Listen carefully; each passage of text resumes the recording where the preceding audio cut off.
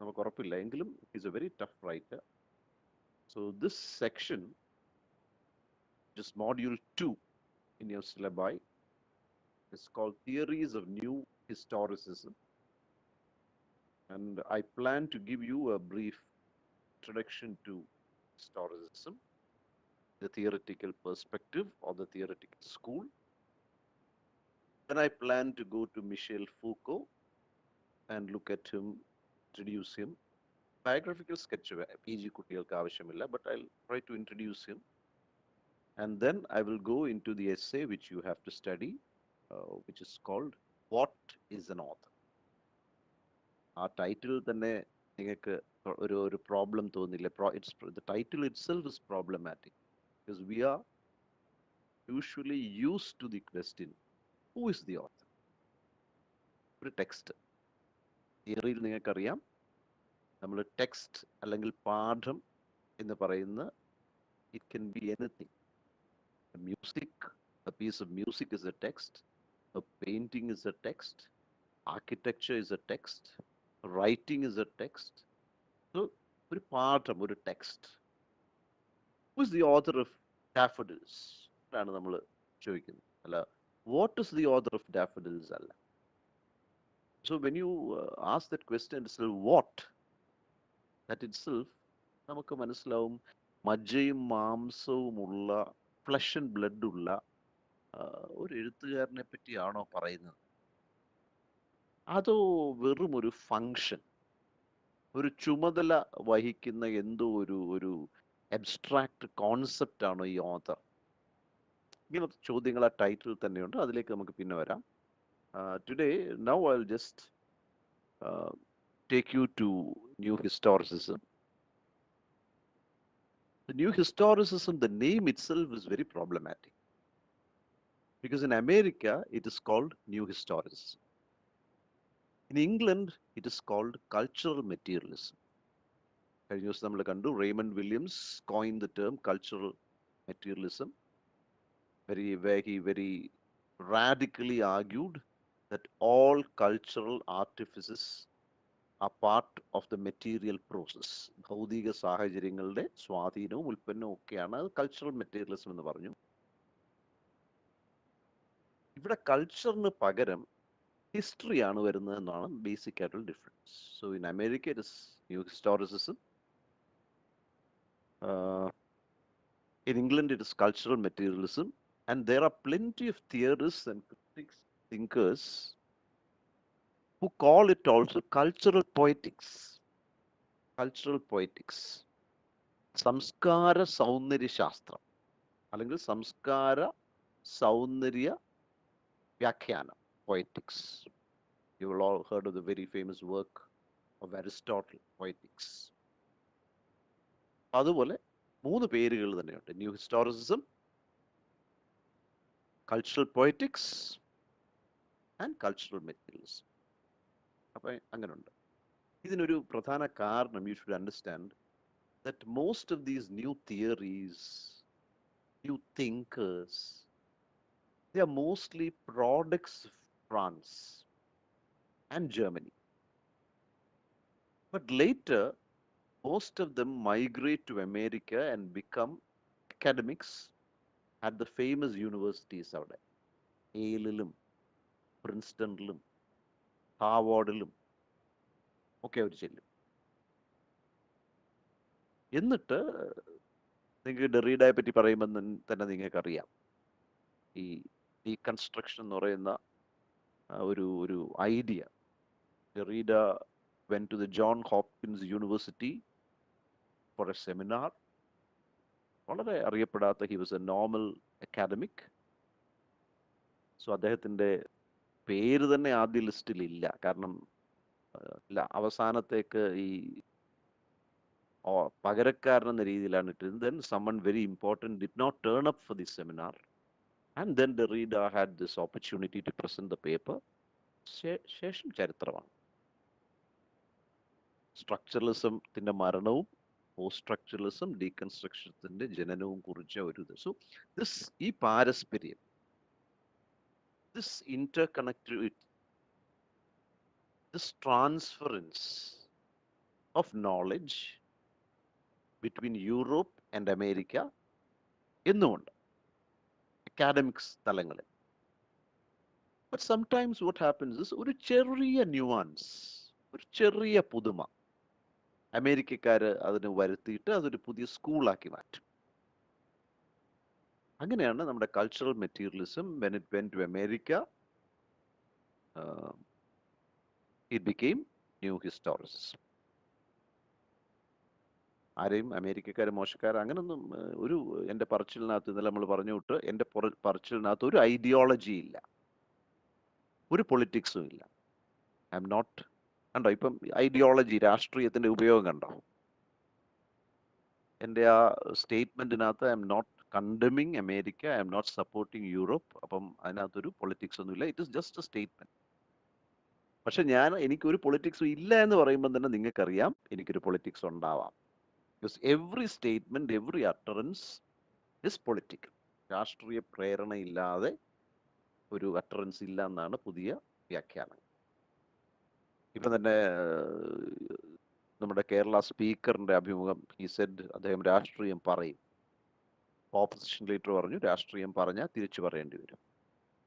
But we know what the speaker meant is he would not speak about party politics, but he would speak about politics in general. For example, നമുക്ക് വാക്സിൻ്റെ ഒരു കാര്യത്തിനെ പറ്റി speaker ഒരു അഭിപ്രായം പറയുമ്പോൾ ചിലപ്പോൾ അതിനൊരു പൊളിറ്റിക്കൽ ഓവർ ടോൺ വരാം. But he is not intending to blame any party, ആ രീതി. സോ ഇതെല്ലാം കൂടെ മനസ്സിലിങ്ങനെ വെച്ചേക്കുക.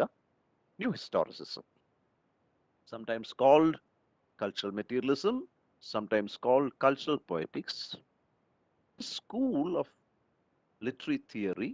Literary theory എന്ന് പറയുന്നത് the school of theory, because മനസ്സിൽ വെച്ചോണം കുഞ്ഞുങ്ങളെ, ഈ നമ്മൾ പഠിക്കുന്ന സിദ്ധാന്തങ്ങൾക്കെല്ലാം സാഹിത്യവുമായിട്ടുള്ള ബന്ധം പോലെ തന്നെ ഒരുപക്ഷെ more than its relationship to literature, it has plenty of connections to other disciplines. അതുകൊണ്ടാണ് നമ്മൾ പറയുന്നത് modern literary theory is transdisciplinary. It is across disciplines. You will have sociology, anthropology, economics, media studies, cultural studies, medicine, legal. അപ്പം നമ്മൾ literature സ്റ്റുഡൻസും ഉണ്ട്. ഇത് വരും. ഇപ്പോൾ ഉദാഹരണത്തിന് തന്നെ നമ്മൾ ലിറ്ററേച്ചർ സ്റ്റുഡൻസ് ആയതുകൊണ്ടാണ് നമ്മൾ ഫൂക്കോയുടെ വാട്ട് ഈസ് എൻ ഓഥർ പഠിക്കുന്നത്. നിങ്ങളൊരു സൈക്കോളജി സ്റ്റുഡൻ്റ് ആണെങ്കിൽ ഏത് പുസ്തകമായിരിക്കും ഫൂക്കോയുടെ പഠിക്കുന്നത്? Madness and civilization. നിങ്ങളൊരു ഡോക്ടർ ആണെങ്കിൽ എന്തായിരിക്കും പഠിക്കുന്നത്? ദ ഹിസ്റ്ററി ഓഫ് സെക്ഷുവാലിറ്റി, ഫൂക്കോയുടെ. അപ്പം ഈ രീതി, നിങ്ങൾ ഒരു ആന്ത്രപ്പോളജിസ്റ്റ് ആണെങ്കിൽ ആർക്കിയോളജി ഓഫ് നോളജ്, ഇതായിരിക്കും പഠിക്കുന്നത്. അപ്പം നമ്മൾ ലിറ്ററേച്ചർ സ്റ്റുഡൻസ് ആയതുകൊണ്ട് what is an author. Okay, new historicism actually emerged in the 70s and 80s. Why? It was a sort of opposition or reaction to new criticism which was ruling literary theory and criticism at that time. ആ സമയത്ത് new criticism ആയിരുന്നു വളരെ. I A. Richards അറിയാമല്ലോ. I A. Richards, the founder of practical criticism. എന്താ new criticism പറയുന്നത്? New criticism പറയുന്നത് there is nothing outside the text. Everything is inside the text. You just have to look at the text and study. You don't have to know the biography of the author. You don't need to know where he was born. You don't need to know the social, political conditions in which ഇതൊന്നും അറിയണ്ട.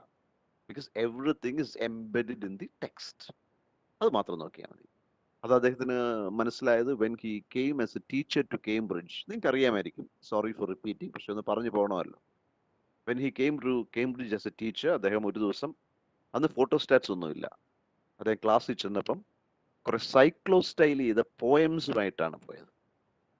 പക്ഷെ ഒരു കവിതയിലും there was no name of the poem and there was no name of the poet. എന്നിട്ട് കുട്ടികളുടെ അടുത്ത് divide ചെയ്ത് കൊടുത്തു. എന്നിട്ട് അവരുടെ അടുത്ത് പറഞ്ഞു ഇതിനെ ഒന്ന് ക്രിട്ടിസൈസ് ചെയ്ത് ഒരു അപ്രിസിയേഷൻ എഴുതുക.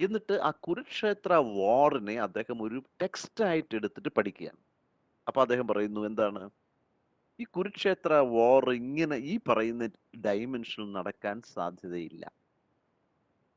ബിക്കോസ് അതിൽ പറയുന്ന ആർമിയുടെ വലിപ്പം ഒരു കാലത്തും ആ കാലത്ത് ഇന്ത്യൻ പോപ്പുലേഷന് ചേർന്നതല്ല.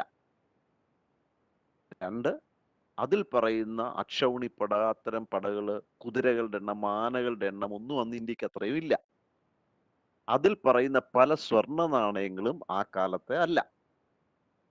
അങ്ങനെ ഹി ഗോസ് ഓൺ. അപ്പൊ എന്തോ അദ്ദേഹത്തിനെ സംബന്ധിച്ചത് മഹാഭാരതത്തിന്റെ ഡേറ്റ് ഇതൊന്നും പ്രധാനമല്ല. He studies the Kurukshetra war as A text. അതൊരു ന്യൂ ഹിസ്റ്റോറിസിസ്റ്റ് അപ്രോച്ച് ആണെന്ന് പറയാം. നമ്മുടെ സൈഡിൽ ഇരിക്കുന്നവരോട് നമ്മൾ പറയുന്നത് എന്താണ്, കൂടുതലൊന്നും എനിക്ക് പറയാൻ സമയമില്ല, എൻ്റെ ബസ് ഇപ്പം കൊട്ടാരക്കര എത്തും. അതുകൊണ്ട് new historicism, dates are not important, history is not fixed, and history the text. So you can argue that new historicism is a revival of interest in the study of literary works within their historical and political context. It is a renewed or new interest in the study of literary works. എന്ത് context, നമ്മൾ ചായയൊക്കെ കൊണ്ടുവെക്കുന്ന ഈ എന്താണ് പറയുന്നത്, ഒരു പാത്രത്തിനകത്തൊക്കെ ഇങ്ങനെ ചായ കൊണ്ട് കൊടുക്കും, ലഡു കൊണ്ട് കൊടുക്കുമല്ലോ നമ്മൾ. അതുപോലെ ഹിസ്റ്റോറിക്കൽ പൊളിറ്റിക്കൽ കോണ്ടെക്സ്റ്റിൽ, അല്ലെങ്കിൽ താലം, ഹിസ്റ്റോറിക്കൽ പൊളിറ്റിക്കൽ കോണ്ടെക്സ്റ്റ് ആവുന്ന താലത്തിൽ വെച്ച് ഒരു ലിറ്റററി വർക്കിനെ പഠിക്കുന്നതാണ് new ഹിസ്റ്റോറിസം. So studying literary works within their historical and political context. And these new critics, new historicists, they don't like new criticism, they don't like myth criticism, they don't like deconstruction. കാരണം എന്താ, these schools of literary theory are all ahistorical. Ahistorical, that means they don't give importance to history. Apolitical എന്ന് കിട്ടും, apolitical, രാഷ്ട്രീയമില്ലാത്ത അവസ്ഥ, അരാഷ്ട്രീയവാദം. അപ്പം അരാഷ്ട്രീയവാദം എന്ന് പറഞ്ഞാൽ അചരിത്രവാദം, historic. And I told you earlier, cultural materialism was created by Raymond Williams. And through that theory, he argued that at any particular period, different cultural forces are in play, and the dominant forces not in total control, or they cannot get total control, because reactionary and progressive forces are resisting, questioning, and opposing. അപ്പം ഒരു specific പീരീഡിൽ പല സാംസ്കാരിക പ്രവർത്തനങ്ങളും നടക്കും. നമ്മൾ ഇന്നലെ കണ്ടുവിട്ട് അതിൽ ഡോമിനന്റ് ഫോഴ്സിന്, അധികാരവർഗത്തിന് വലിയ റോൾ ഉണ്ട്. പക്ഷെ കംപ്ലീറ്റ് റോൾ കിട്ടത്തില്ല. കാരണം എന്താ, പലതരം പുരോഗമനപരവും റിഗ്രസും അധോഗമനപരവുമായ പല ഫോഴ്സസും പ്രവർത്തിക്കുന്നതിനാൽ there is no complete control.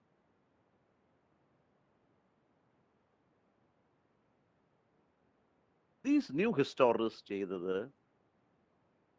they started focusing more on the form of a work, form, രൂപം, and textuality, ഇതിന്റെ പാഠസ്വഭാവം. What is it that makes it a text? അല്ല, what is inside the text എന്നല്ല, അത് content ആണ്, thematic ആണ്, അതല്ല ഇവർക്ക് താല്പര്യം. പിന്നെ ഫോം, രൂപം, എന്താണ് ഈ കൃതിയുടെ രൂപം, how did it get it form, what is the form, what is the speciality of the form, ഇതാണ്. So focus on form and textuality. Montrose എന്ന് പറയും, MONTROSE, മൺറോസ് എന്ന് പറയുന്ന ഹിസ്റ്റോറിസിസ്റ്റ്, ന്യൂ ഹിസ്റ്റോറിസ്റ്റ്, ക്രിട്ടിക് അദ്ദേഹത്തിന്റെ ഒരു ബ്യൂട്ടിഫുൾ ലൈൻ ഉണ്ട്, അത് അദ്ദേഹത്തിന്റെ ഞാൻ വായിക്കാം. അദ്ദേഹം പറഞ്ഞു, new historicism is a reciprocal concern. പേടിക്കേണ്ട, ഈ വാക്കൊന്നും കേട്ടത്. New historicism is a reciprocal concern with the historicity of texts and the textuality of history. ലളിതമാക്കി തരാം. ന്യൂ ഹിസ്റ്റോറിസം എന്ന് പറഞ്ഞാൽ പരസ്പര പൂരകമായ ഒരു ബന്ധത്തിനെ വിശേഷിപ്പിക്കുന്ന തിയറിയാണ്, റെസിപ്രോക്കലാണ്, അങ്ങോട്ടും ഇങ്ങോട്ടും. എങ്ങനെ? They focus on the historicity of text. ടെക്സ്റ്റുകളുടെ ഹിസ്റ്റോറിസിറ്റി, ചരിത്രത്തിൽ അവർ ശ്രദ്ധിക്കും.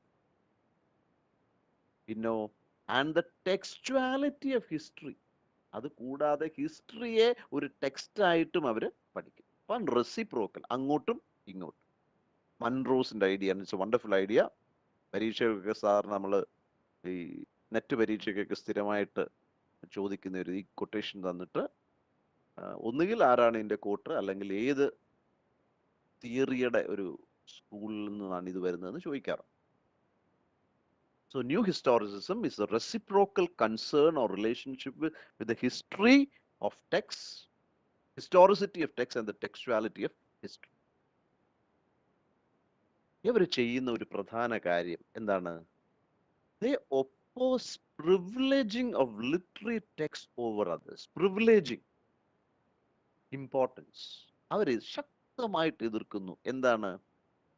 ഇന്നത്തെ ഒരു പ്രത്യേകത, critics and theorists and writers, they always privilege, ഒരു ശ്രേണി ബന്ധത്തിൽ, ഹൈറാർക്കിയിൽ എപ്പോഴും സാഹിത്യ കൃതിക്ക് വലിയ പ്രാധാന്യം കൊടുക്കും, അതിനെ പ്രിവിലേജ് ചെയ്യും. പക്ഷെ ന്യൂ ഹിസ്റ്റോറിസിസ്റ്റ് പറയുന്നത് അത് ശരിയല്ല, അങ്ങനെ ഒരു പ്രിവിലേജിങ്ങിന്റെ ആവശ്യമേ ഇല്ല. കാരണം എന്താ? You have to place every literary text within a modern political context. എല്ലാ ടെക്സ്റ്റുകളും ഒരു കാലത്ത് എഴുതപ്പെടുന്ന ഹിസ്റ്ററി ടെക്സ്റ്റ് ഉണ്ടാവാം, നോവൽ ഉണ്ടാവാം, പോയം ഉണ്ടാവാം, ഫിലോസഫി ഉണ്ടാവാം, എത്തിക്സ് ഉണ്ടാവാം, റെറ്ററിക്, പലതും കാണും. ഇതിനെയെല്ലാം നമുക്ക് മോഡേൺ പൊളിറ്റിക്കൽ കോണ്ടെക്സ്റ്റിൽ കാണാൻ കഴിയാം.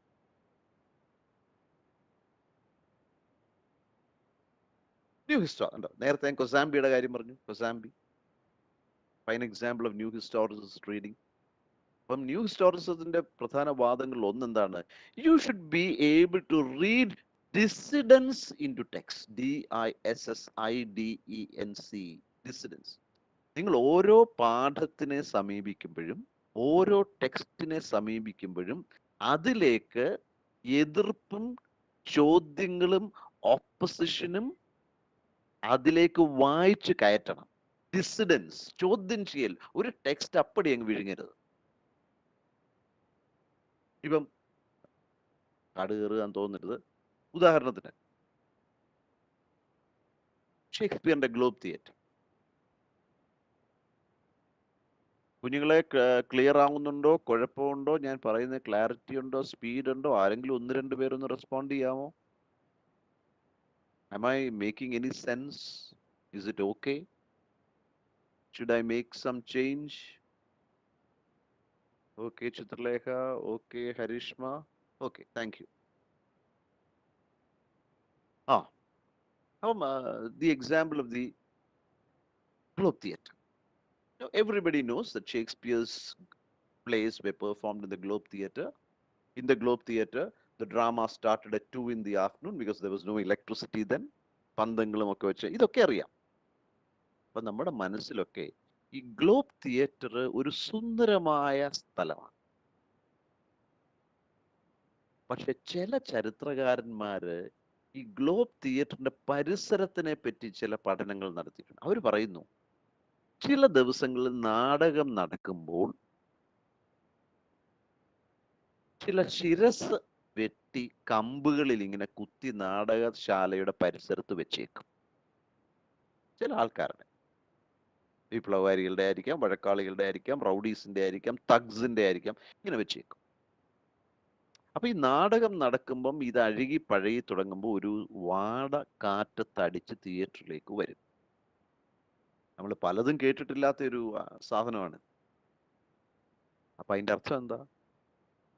അവിടെ ഏകാധിപത്യം ഉണ്ടായിരുന്നു. രാജ്ഞിക്ക് ചോദ്യം ചെയ്യുന്നവരെ ഈ അവസ്ഥയിലാക്കും. അത് നേരിട്ട് മനസ്സിലാവുന്നില്ലെങ്കിൽ ഈ കാഴ്ചയും ഈ ഗന്ധവും നിങ്ങൾക്ക് കിട്ടുമ്പോൾ നിങ്ങൾക്ക് ബോധ്യപ്പെടും. കണ്ടോ? ഇതിനാണ് reading dissidence into text. അപ്പൊ ഷേക്സ്പിയർ നാടകവേദിയിലേക്ക് ഒരു എതിർ ശബ്ദം കേൾപ്പിക്കുകയാണ്. ഞാനിത് വായിച്ച് മനസ്സിലാക്കുന്നവരെ എനിക്ക് ഷേക്സ്പിയർ എൻ്റെ സ്വപ്നമായിരുന്നു.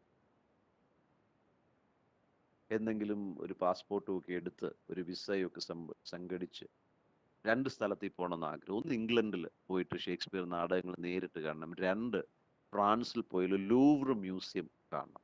ലോകത്തിലെ ഏറ്റവും 10-14 മണിക്കൂർ വേണം അത്ര കണ്ടുപോകാൻ, സ്പീഡിൽ പോയാൽ. ആഗ്രഹം. പക്ഷെ ഇപ്പൊ എനിക്ക് ആഗ്രഹമില്ല.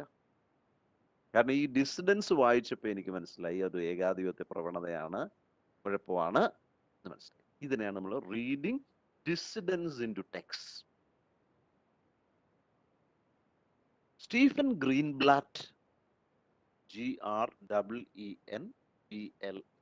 സ്റ്റീഫൻ ഗ്രീൻബ്ലാറ്റ്, അദ്ദേഹത്തിന്റെ ഒരു ലേഖനമുണ്ട്, ഇൻവിസിബിൾ ബുള്ളറ്റ്സ്. ഇൻവിസിബിൾ ബുള്ളറ്റ്സ്, അദൃശ്യമായ വെടിയുണ്ടകൾ. അതിൽ അദ്ദേഹം പറയുന്നു, ന്യൂ ഹിസ്റ്റോറിസത്തിന്റെ തിയറിസ്റ്റ്, അതുകൊണ്ടാണ് അവരെ സ്പർശിച്ചു പോകുന്നത്. അദ്ദേഹം പറയുന്നു, literary text sometimes may send out സബ്വേഴ്സീവ് ideas. സബ്വേഴ്സീവ്, തകിടം മറിക്കുന്ന ആശയങ്ങൾ ചില ലിറ്റററി ടെക്സ്റ്റുകൾ പുറത്തു വിടും. അപ്പൊ എന്ത് ചെയ്യുന്നു? The dominant culture tolerates such ideas and incorporates it as because it allows for a harmless outlet for opposition the dominant discourses. എന്നാ സങ്കീർണമായ ഒരു ഐഡിയ ആണെന്ന് പറഞ്ഞു. നോക്കി എന്താ പറയുന്നത്? പല സാഹിത്യ കൃതികളും ചിലപ്പം അവരുടെ കൃതികളിൽ ചില എതിർപ്പുകൾ, ചോദ്യം ചെയ്യലുകൾ, വിപ്ലവാശയങ്ങളൊക്കെ ഒളിപ്പിച്ചു വെക്കും. Sometimes these ideas may come out. അപ്പൊ ഇതാർക്കും ഇഷ്ടപ്പെടത്തില്ല? ദ ഡോമിനന്റ് കൾച്ചർ, അവിടെ നിൽക്കുന്ന ഡോമിനന്റ്, ഏറ്റവും ഹയസ്റ്റ് ലെവലിൽ നിൽക്കുന്ന കൾച്ചർ, ചിലപ്പോൾ അപ്പർ ക്ലാസ് കൾച്ചർ ആയിരിക്കും, അവർക്കത് ഇഷ്ടപ്പെടത്തില്ല.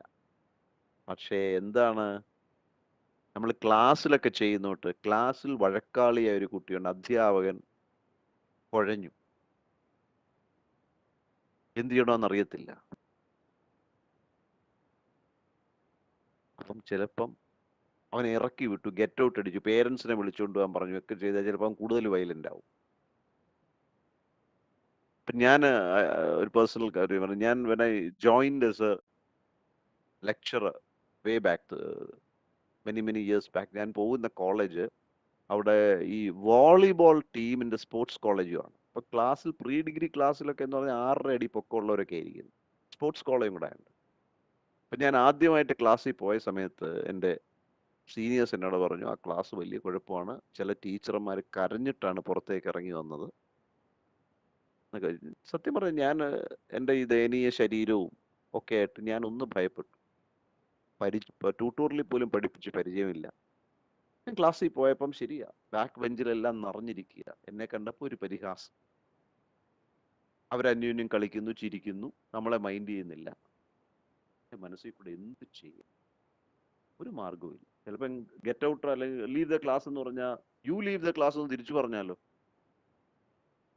ഞാൻ ഒന്നും ചെയ്തില്ല. ഞാൻ പതുക്കെ നടന്ന് പുറയിലത്തെ ബെഞ്ചിന്റെ അവിടെ ചെന്നിട്ട് ശബ്ദം താഴ്ത്തി ഒരു കാര്യം പറഞ്ഞു. ഒരു 5 മിനിറ്റിനകം ആ ഭാഗം മൊത്തം ക്ലിയറായി, സൈലന്റ് ആയിട്ട് ക്ലാസ് നോർമലായി. ക്ലാസ് എല്ലാം കഴിഞ്ഞപ്പം ഇതിൽ 2 കുട്ടികളുടെ ഡിപ്പാർട്ട്മെന്റിൽ വന്ന് എൻ്റെ അടുത്ത്, സോറി, നീ ഇങ്ങനെ ഉണ്ടാവില്ല എന്ന് പറഞ്ഞു.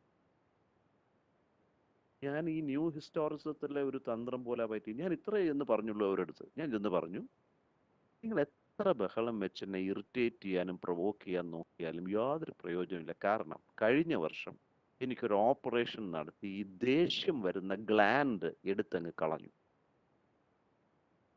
അതുകൊണ്ട് ഒരു പ്രയോജനവും ഇല്ല. ഇത്രയും പറഞ്ഞുള്ളൂ. അപ്പൊ ഞാൻ തന്ത്രപരമായിട്ട് അവരുടെ എതിർപ്പിനെ മയപ്പെടുത്തി സ്വാംശീകരിച്ച് ഉൾക്കൊണ്ട് അതിനെ ഡോമിനന്റ് ഡിസ്കോഴ്സിന്റെ അല്ലെങ്കിൽ ക്ലാസ്സിൽ ഡോമിനന്റ് അധ്യാപനമാണല്ലോ, ഡോമിനന്റ് ഡിസ്കോഴ്സിന്റെ ഭാഗമാക്കി ഞാൻ ഒരു തന്ത്രമാണ്. സോ സംടൈംസ് ഗ്രീൻബ്ലാറ്റ് പറഞ്ഞ എന്താ, അതിനാണ് ഇൻവിസിബിൾ ബുള്ളറ്റ്സ് എന്ന് അദ്ദേഹം പറയുന്നത്. അദൃശ്യമായ ബുള്ളറ്റുകളാണ്. അല്ല ഞാൻ കിടന്ന് ബഹളം വെച്ച് get out from my class, who are you to sit in my class, I cannot teach, be silent, who the hell do you think you are, you may be 6 feet tall but I don't care, go and bring your father, bring your mother. ഇതൊക്കെ പറഞ്ഞിരുന്നെങ്കിൽ ഞാനിപ്പോൾ ആലോചിച്ചിട്ട് എനിക്ക് പേടിയാവും. ചിലപ്പോൾ അവരെന്നെ വോളിബോളിലെ ഒരു smash പോലെ സ്മാഷ് ചെയ്തേനെ, എൻ്റെ ഉള്ള നീളവും കൂടെ കുറഞ്ഞേനെ. So that's it. So sometimes literary texts may send out subversive ideas, questionable ideas, problematic ideas. The dominant culture tolerates such ideas and incorporates. Tolerate ചെയ്തിട്ട് അതിനെ ഉൾക്കൊള്ളും. എന്തിന്? Because it allows for a harmless outlet for opposition to the dominant discourses. കണ്ടോ, ഈ dominant ഡിസ്കോഴ്സസിനെതിരെ ഉള്ള പ്രവർത്തനങ്ങളെ മയപ്പെടുത്താൻ ഇത് സഹകരിക്കും. എങ്ങനെ? നീ എന്നെ ഒരു തെറി പറഞ്ഞു, ഞാൻ അതൊരു ഇൻവിസിബിൾ ബുള്ളറ്റ് ആയിട്ട്, ഒരു മധുരമുട്ടായിട്ട് ഞാൻ അത് സ്വീകരിച്ചു, പ്രശ്നം തീർന്നു. അപ്പൊ എനിക്കെതിരെ വരാൻ, ഡോമിനന്റ് ഡിസ്കോഴ്സിനെതിരെ വരാൻ സാധ്യതയുള്ള വമ്പൻ എതിർപ്പുകളെ മയപ്പെടുത്താൻ എൻ്റെ ഉൾക്കൊള്ളൽ സഹായിക്കും. ഇങ്ങനെ എടുക്കാതിരിക്കുമ്പോഴാണ് വിപ്ലവങ്ങൾ ഉണ്ടാവുന്നത്, റെവല്യൂഷൻസ് ഉണ്ടാവുന്നത്. ഇപ്പൊ നമ്മുടെ ഈജിപ്തിലും പാലസ്തീനിലും സിറിയയിലും അഫ്ഗാനിസ്ഥാനിലും ഒക്കെ കണ്ടില്ല, every day you a bombing. പക്ഷെ കുറച്ച് റെസിസ്റ്റൻസ് ഉൾക്കൊള്ളാൻ തയ്യാറാണെങ്കിൽ പ്രശ്നമില്ല. ഇപ്പൊ തന്നെ യു ഓൾ നോ, കുട്ടികളെന്ന രീതിയിൽ എക്സാമ്പിൾസ് പറയുമ്പോൾ ചില കുട്ടികൾ എന്നോട് പറഞ്ഞ അങ്ങനെയാണ്, സാറ് ക്ലാസ്സിൽ സ്ഥിരം ജീവിതത്തിൽ നിന്ന് എക്സാമ്പിൾസ് പറയുന്നുണ്ട്, അത് പറയാത്തതുകൊണ്ട് ശരിയാവുന്നില്ല. എനിക്കറിയാം, പറഞ്ഞാൽ നമ്മുടെ പഠിപ്പിയിലെങ്ങും എത്തത്തില്ല, എങ്കിലും ഞാൻ പറയാം. കോളേജിൽ എലക്ഷൻസ് വേണ്ട, രാഷ്ട്രീയം വേണ്ട എന്ന് ആദ്യം തീരുമാനിച്ചു. പിന്നെ ലിങ്ഡോ കമ്മിറ്റി എന്ന് പറഞ്ഞൊരു കമ്മിറ്റി ഉണ്ടാക്കി. അപ്പൊ അവര് പറഞ്ഞു എലക്ഷൻ നടത്താം, എങ്ങനെ? Either parliamentary or presidential. അപ്പൊ കോളേജിൽ തീരുമാനിക്കാം. പിന്നെ ഇതിൽ മത്സരിക്കാൻ പറ്റുന്ന ആർക്കാണ്? 75% അറ്റൻഡൻസ് ഉള്ളവർക്ക്, അതുവരെ നടന്ന ഒരു പരീക്ഷയിലും തോൽക്കാത്തവർക്ക്, കോണ്ടക്ട് ഉള്ളവർക്ക്, ഇങ്ങനെ കുറെ സാധനങ്ങൾ വെച്ചു. അപ്പൊ സംഭവിച്ചെന്താ? എലക്ഷൻ നടക്കത്തില്ല എന്നുള്ള സ്റ്റേറ്റ്മെന്റിന്റെ മാറ്റത്തിലേക്ക് വന്നു. ഇപ്പൊ എലക്ഷൻ നടക്കും, പക്ഷേ ഡോമിനന്റ് ഡിസ്കോഴ്സ് ആയ അധികാരികൾക്ക് ചില നിയന്ത്രണങ്ങൾ കൊണ്ടുവരാനും പറ്റി. അതുകൊണ്ട് ക്യാമ്പസ് ഒരുമാതിരിയൊക്കെ രക്ഷപ്പെട്ടു. കണ്ടോ? അപ്പം ലിറ്റററി ടെക്സ്റ്റുകളും ഇങ്ങനെയാണ്. ഇൻവിസിബിൾ ബുള്ളറ്റ്സ് ചിലപ്പോൾ ഇങ്ങനെ വരും, അത് വളരെ ഇമ്പോർട്ടൻ്റ് ആയി മാറുകയും ചെയ്യും. അപ്പം അതിനെയും കൂടെ വിക്കി പറഞ്ഞാൽ, വളരെ നാടൻ ഭാഷയെ പറഞ്ഞാൽ, നിങ്ങൾ പറയും സാർ ഈ കൂടുതലൊന്നും പറയണ്ട, നാടൻ ഭാഷയെ പറഞ്ഞാൽ, വീട്ടിൽ അച്ഛനും അമ്മയും ഡോമിനന്റ് ഡിസ്കോഴ്സ് ആണ്, മക്കൾ ഒരു ലിറ്റററി ടെക്സ്റ്റ് ആണെങ്കിൽ ചിലപ്പം മക്കള് ചില സബ്വേഴ്സീവ് ഐഡിയാസ്, ചോദ്യം ചെയ്യുന്ന ഐഡിയാസ്, ഇൻവിസിബിൾ ബുള്ളറ്റ്സ് ഒക്കെ പായിക്കും. ഇത് പായിക്കുമ്പോൾ എപ്പോഴും അച്ഛനും അമ്മയും ഒക്കെ ബഹളം വെച്ച് കുട്ടികളെ ഫയർ ചെയ്യാതെ അതിനെ ഉൾക്കൊണ്ടിട്ട് ഇരുന്നാൽ കുഴപ്പമില്ല, കാര്യങ്ങൾ മുന്നോട്ട് പോകും. അതല്ല ഓരോന്നിനും വഴക്കും തറുതലയുമാണ് പറയുന്നതെങ്കിൽ ആ വീട്ടിൽ ശാന്തിയും സമാധാനവും ഉണ്ടാവില്ല. അപ്പം ദിസ് ഇസ് വെരി ഇമ്പോർട്ടൻറ്റ്. സബ്വേഴ്സീവ് ഐഡിയാസിനെ, എന്നാൽ ഈ ഐഡിയ ചില വിമർശകർ കുറ്റം പറയുന്നുണ്ട്. There are some critics who believe that ഇതൊരു തന്ത്രമാണ്. ഒരുത്തൻ നമ്മളെ ഇടിക്കാൻ വരുന്നുണ്ടെങ്കിൽ അവനെ ഓടിച്ചെന്ന് കെട്ടിപ്പിടിച്ച് അവന്റെ തലയൊക്കെ തടയി അവനെ സംസാരിക്കുക, എനിക്കൊരു കാര്യം പറയാം, നീ ഒന്നും പറയണ്ട, തോളയിലോട്ട് കിടന്നു എന്ന് പറയുന്നതിന് തുല്യമാണ്. എന്ന് പറയുന്നവരും ഉണ്ട്. വേറൊരു ചിന്തകൻ ആലൻ സിൻഫീൽഡ്, ഇവരെയൊക്കെ നിങ്ങൾ ന്യൂസ് ടൂറിസം കൂടുതൽ പഠിക്കുന്ന കാലത്ത് കണ്ടുമുട്ടും. ആലൻ സിൻഫീൽഡ്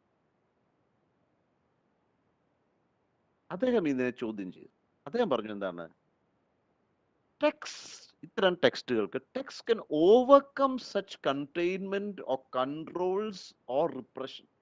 ടെക്സ്റ്റുകൾക്ക് ഇത്തരം ഒതുക്കലുകളെ ചോദ്യം ചെയ്യാനുള്ള കഴിവ് ഉണ്ട്. And thus they will get the capacity to challenge dominant discourses. അങ്ങനെ ഡോമിനന്റ് ഡിസ്കോഴ്സിനെ ചോദ്യം ചെയ്യാനുള്ള കഴിവ് ചില ടെക്സ്റ്റുകൾക്കുണ്ട്, പാഠങ്ങൾക്കുണ്ട് എന്ന് ആലൻ സിൻഫീൽഡ്. അങ്ങനെ ഒതുക്കാനൊന്നും പറ്റത്തില്ല. You cannot contain, you cannot control, you cannot repress, you cannot stop, you cannot bypass. കാരണം ചില ടെക്സ്റ്റുകൾക്ക് ആ ഒരു സ്വഭാവം ഉണ്ട്.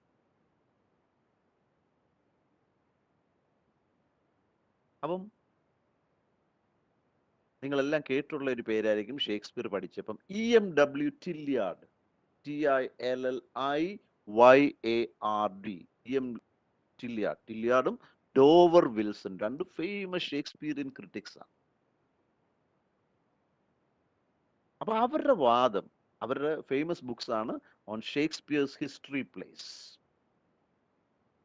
Shakespeare, you know, wrote different types of history plays. One is Roman history plays, other is the English history plays, and the third is based on legends, myths, etc. മൂന്ന് തരം ചരിത്ര പുസ്തകങ്ങൾ അദ്ദേഹം എഴുതി. ആദ്യം പറഞ്ഞ ഭാഗത്തിലേക്ക് ആന്റണി ആൻഡ് ക്ലിയോപാട്ര വരും. രണ്ടാമത് വരുന്നതിനകത്ത് ഹെൻറി IV പാർട്ട് 1 വരും.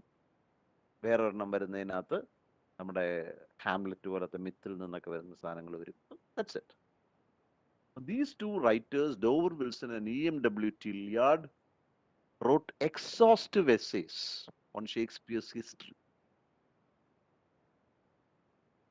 അപ്പം ആലൻ സിൻഫീൽഡും ജൊനാത്തൻ ഡോളിമോർ, DOLLIMOR, ഇവർ പറയുന്നത്, അവരുടെ ഒരു പുസ്തകം തന്നെയുണ്ട്. It is called political Shakespeare. Political Shakespeare 1985 ആണെന്ന് തോന്നുന്നു. അവർ പറയുന്നത് എന്താ, history is not a developing totality. History ഒരു ഡെവലപ്പിംഗ്, വളരുന്ന, പരിണമിക്കുന്ന ഒരു പൂർണ്ണതയല്ല, ഒരു ടോട്ടാലിറ്റി അല്ല. കാരണം ഹിസ്റ്ററിയിൽ ബ്രേക്സ് ഉണ്ട്, റപ്ചേഴ്സ് ഉണ്ട്, കൺവൽഷൻസ് ഉണ്ട്, റെവല്യൂഷൻസ് ഉണ്ട്, ഇതൊക്കെ ഉണ്ട്. അല്ലാതെ ഇങ്ങനെ ആദ്യ മധ്യാന്തങ്ങളോടുകൂടി പരിണമിക്കുന്ന ഒരു സാധനമല്ല ചരിത്രം. So you cannot write a complete study of the history plays of Shakespeare.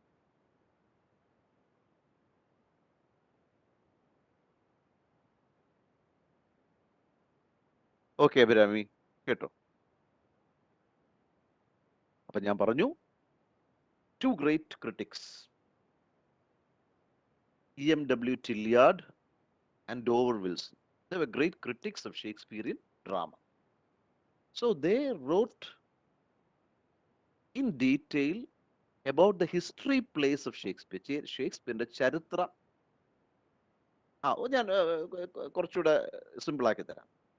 ഷേക്സ്പിയറിന്റെ 3 പാഠങ്ങൾ, 3 ടെക്സ്റ്റ് എന്തൊക്കെയാണ്? Henry IV part 1, Henry IV part 2, Henry V.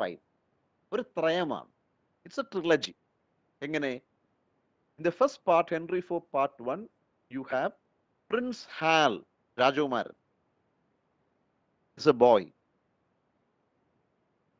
കളിച്ച് ചിരിച്ച് നടക്കുകയാണ്, കുരുത്തക്കേടാണ്, നിഷേധിയാണ്. അച്ഛന് വലിയ സങ്കടമാണ്, രാജാവിന് വലിയ സങ്കടമാണ്, ഇവന് ഇങ്ങനെ ആയിപ്പോയില്ല, എൻ്റെ പിൻഗാമി ആവേണ്ടവനാണ്. But he is too playful. നാട്ടില് ഫോൾസ്റ്റാഫ് എന്ന് പറഞ്ഞ കള്ളുകൂടിയനുമായിട്ട് കമ്പനി, നാട്ടിൽ ആൾക്കാരെ, കച്ചവടക്കാരെ മോഷ്ടിക്കുക, തിരിച്ച് സാധനങ്ങൾ കൊണ്ട് ഏൽപ്പിക്കുക, ഇങ്ങനെ ഭയങ്കര തോന്നിവാസിയാണ്. ഹെൻറി IV പാർട്ട് 2 അല്പം കൂടെ വളർന്നു, പക്ഷെ ഈ കുഴപ്പങ്ങളൊക്കെ അവസാനിക്കുക. പക്ഷെ ഹെൻറി IV പാർട്ട് 2 അവസാനമാകുമ്പോഴത്തേക്ക് വാട്ട് ഹാപ്പൻസ് ഇസ്, ഹാലിന്റെ അച്ഛൻ രാജാവ് മരിച്ചു. And he is immediately summon to England. തലസ്ഥാനത്തേക്ക് വിളിച്ചു. എന്താണ്? He should become the king. ഉടൻ. ചെറുപ്പക്കാരനാണ്, രാജകുമാരനാണ്, he should become the king. അപ്പം ഹെൻറി ഫൈവിൽ നിങ്ങൾ കാണുന്നത് ഈ ഹാൽ എന്ന് പറയുന്ന രാജകുമാരൻ ഇംഗ്ലണ്ടിലെ ഹെൻറി ഫൈവ് രാജാവായിരിക്കുന്നു. ഹെൻറി ഫോർ മരിച്ചു. ആൻഡ് എന്താ എല്ലാരും പറയുന്നത്? Henry five Shakespeare's ideal king of England. ഷേക്സ്പിയറിന്റെ ഉദാത്ത രാജ മാതൃകയാണ് ഹെൻറി ഫൈവ്. നിങ്ങൾക്കറിയാം പ്രസിദ്ധമായ രംഗം, നാട്ടിൽ രാജാവായപ്പോൾ ഫോൾസ്റ്റാഫ് കള്ളൂടിയൻ നാട്ടുകാരുടെ അടുത്തേക്ക് പറയും, എന്റെ പയ്യനല്ലേ രാജാവ്, ഞാനവിടെ ചെന്ന് കഴിഞ്ഞാൽ എന്നാ സ്വാധീനമാണെന്ന് അറിയാമെന്നൊക്കെ പറഞ്ഞു പുള്ളി കൊട്ടാരത്തിൽ വരുന്നു. രാജാവിന്റെ മുമ്പിൽ വരുന്നു. രാജാവ് പ്രസിദ്ധമായ ഡയലോഗാണ്, I do not know the old man. എനിക്ക് നിന്നെ അറിയില്ലല്ലോ വയസ്സാന്നാണ്. കാരണം പഴയത് that's gone. Now he is a king. അപ്പൊ എന്താണ്? History is a totality. Henry ഫോറിൽ തുടങ്ങി, ഹെൻറി പാർട്ട് ടൂവിൽ വളർന്നു, ഹെൻറി ഫൈവിലായപ്പം പൂർണ്ണതയെത്തിയ ഒരു ചരിത്ര പുരുഷനായി. History is a totality. അപ്പൊ ഇത് ശരിയല്ല എന്നാണ് പറയുന്നത്. ഈ ടോട്ടാലിറ്റിയുടെ ഇടയിൽ ഒരുപാട് ഗ്യാപ്സും ഫിഷേഴ്സും ബ്രേക്സും ഒക്കെ ഉണ്ട്. അപ്പൊ എന്ത് വേണം? ഈ പോയിന്റ് കേൾക്കുമ്പോൾ കുഞ്ഞെ ക്ലിയർ ആവും. So you should be able to see events as text. Events, EVENTS, events as text. ഞാൻ ഒരിക്കൽ യാത്ര ചെയ്യായിരുന്നു, ട്രെയിനിൽ യാത്ര ചെയ്തപ്പം കരുനാഗപ്പള്ളിയിൽ നിന്ന് ട്രെയിനിൽ കയറി, I was going to Trivandrum. അപ്പൊ എൻ്റെ തൊട്ട് മുൻപിൽ ഒരു ചെറുപ്പക്കാരൻ ഇട്ടിട്ടുണ്ട് deep blue trousers or pants, blue shirt ഒക്കെ ഇട്ട്, ഒരു very handsome looking young man. He was reading a book which had a strange title. It was called Shakespeare and Management. Shakespeare and Management. എനിക്കതൊന്നും നോക്കിയിട്ട് പക്ഷെ പുള്ളി താത്തു വെക്കുന്നില്ല. അവസാനം ഒരു വർക്കല ആയപ്പോഴത്തേക്ക് കക്ഷി പുസ്തകം അവിടെ വെച്ചിട്ട് ബാത്റൂമിലേക്ക് പോയി. ഞാൻ പെട്ടെന്ന് അത് എടുത്ത് ഓടിച്ച് അതിന്റെ കണ്ടൻസ് ഒക്കെ നോക്കി ഇങ്ങനെ നോക്കി. അപ്പൊ ഒരു ചാപ്റ്റർ ഞാൻ കണ്ടു, Falstaff and management. Falstaff and management. Henry ഫോറിലും ഹെൻറി ഫോർ പാർട്ട് ടൂവിലും ഒക്കെയുള്ള ആ കള്ളുകൂടിയൻ കഥാപാത്രവും മാനേജ്മെന്റും തമ്മിൽ എന്ത് ബന്ധം? വേഗം ഒന്ന് വായിച്ചു വന്നപ്പോഴത്തേക്ക് ചെറുപ്പക്കാരൻ വന്നു. പുള്ളി എൻ്റെ അടുത്ത് പറഞ്ഞു, എൻ്റെ ഈ ഒരു ഇച്ചിരി സീനിയർ ലുക്ക് ആയതുകൊണ്ട് വായിച്ചു, കുഴപ്പമില്ല. ഞാൻ പറഞ്ഞു ഇപ്പം ഞാൻ തന്നേക്കാന്ന്. ഞാൻ പെട്ടെന്ന് ഓടിച്ചെന്ന് വായിച്ചപ്പോൾ എന്താണ് ഇത്? എഴുത്തുകാരൻ പറഞ്ഞേക്കുന്നുണ്ട്, മാനേജ്മെന്റ് വിദഗ്ധനാണ് റൈറ്റർ, അദ്ദേഹം പറഞ്ഞേക്കുകയാണ്, ഒരു രാജാവ് ഭരിക്കുമ്പം he should not only look at the rich people and the aristocrats and the ministers, but he should also look at the lower class society and poor people. Only then he can be a successful ruler. Henry ഫൈവിന് നന്നായിട്ട് ഭരിക്കാൻ പറ്റിയിരുന്നത് ബാല്യത്തിൽ അദ്ദേഹം പാവങ്ങളുടെയും പട്ടിണിക്കാരുടെയും നിഷേധികളുടെയും ജീവിച്ചുകൊണ്ടാണ്. കണ്ടോ? അപ്പൊ ഫോൾസ്റ്റാഫിന്റെ ജീവിതമാകുന്ന ഈവന്റിനെ, സംഭവത്തിനെ അടർത്തി മാറ്റി വായിക്കുന്നു. അവിടെ history is not a totality which has a beginning, a middle and an end. ഇങ്ങനെ നമുക്ക് എത്ര വേണം ചെയ്യും. ഇപ്പം തന്നെ നോക്ക്, എനിക്ക് തോന്നുന്നത് ഇപ്പം ബുക്ക് സ്റ്റാളിൽ ചെന്ന് കഴിഞ്ഞാൽ ഏറ്റവും കൂടുതൽ വിറ്റുപോകുന്ന പുസ്തകങ്ങൾ എന്താണ്? Adaptations of Ramayana and Mahabharatam. എത്ര പേരാണ്? ദ്രൗപതിയെ സെൻറ്റർ ചെയ്തുകൊണ്ട് പുസ്തകങ്ങൾ, കർണനെ സെൻറ്റർ ചെയ്തുകൊണ്ട് പുസ്തകം, so many books on the Puranas or the epics.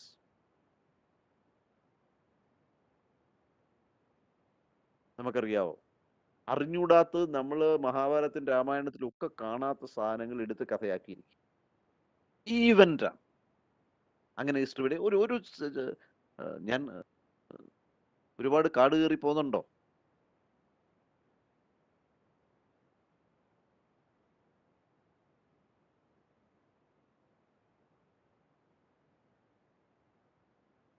Okay Abhiraman.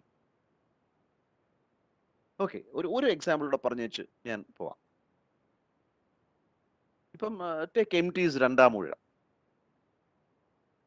You all know that MT's രണ്ടാം ഊഴം is a rereading of the Mahabharata.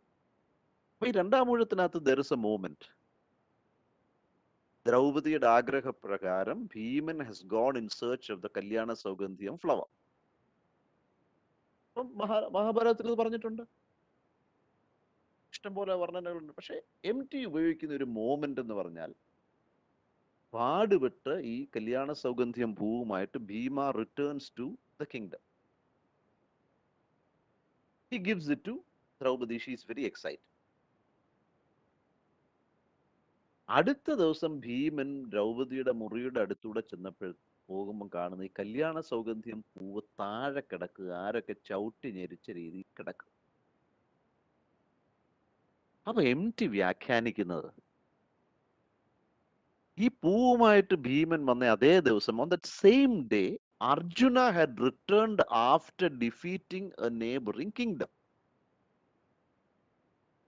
And Draupadi was interested in hearing the heroic battle stories of Arjuna, and therefore she spent the whole night with Arjuna, ignoring Bhima and his flower. കണ്ടോ? അപ്പൊ ഒരു ചെറിയ event, ഈ മഹാഭാരത ഒരു history text ആണെങ്കിൽ, ഒരു totality ആണെങ്കിൽ, അതിൽ നിന്നൊരു ചെറിയ ഈവന്റിനെ സംഭവം മാറ്റിയെടുത്ത് വ്യാഖ്യാനിക്കും.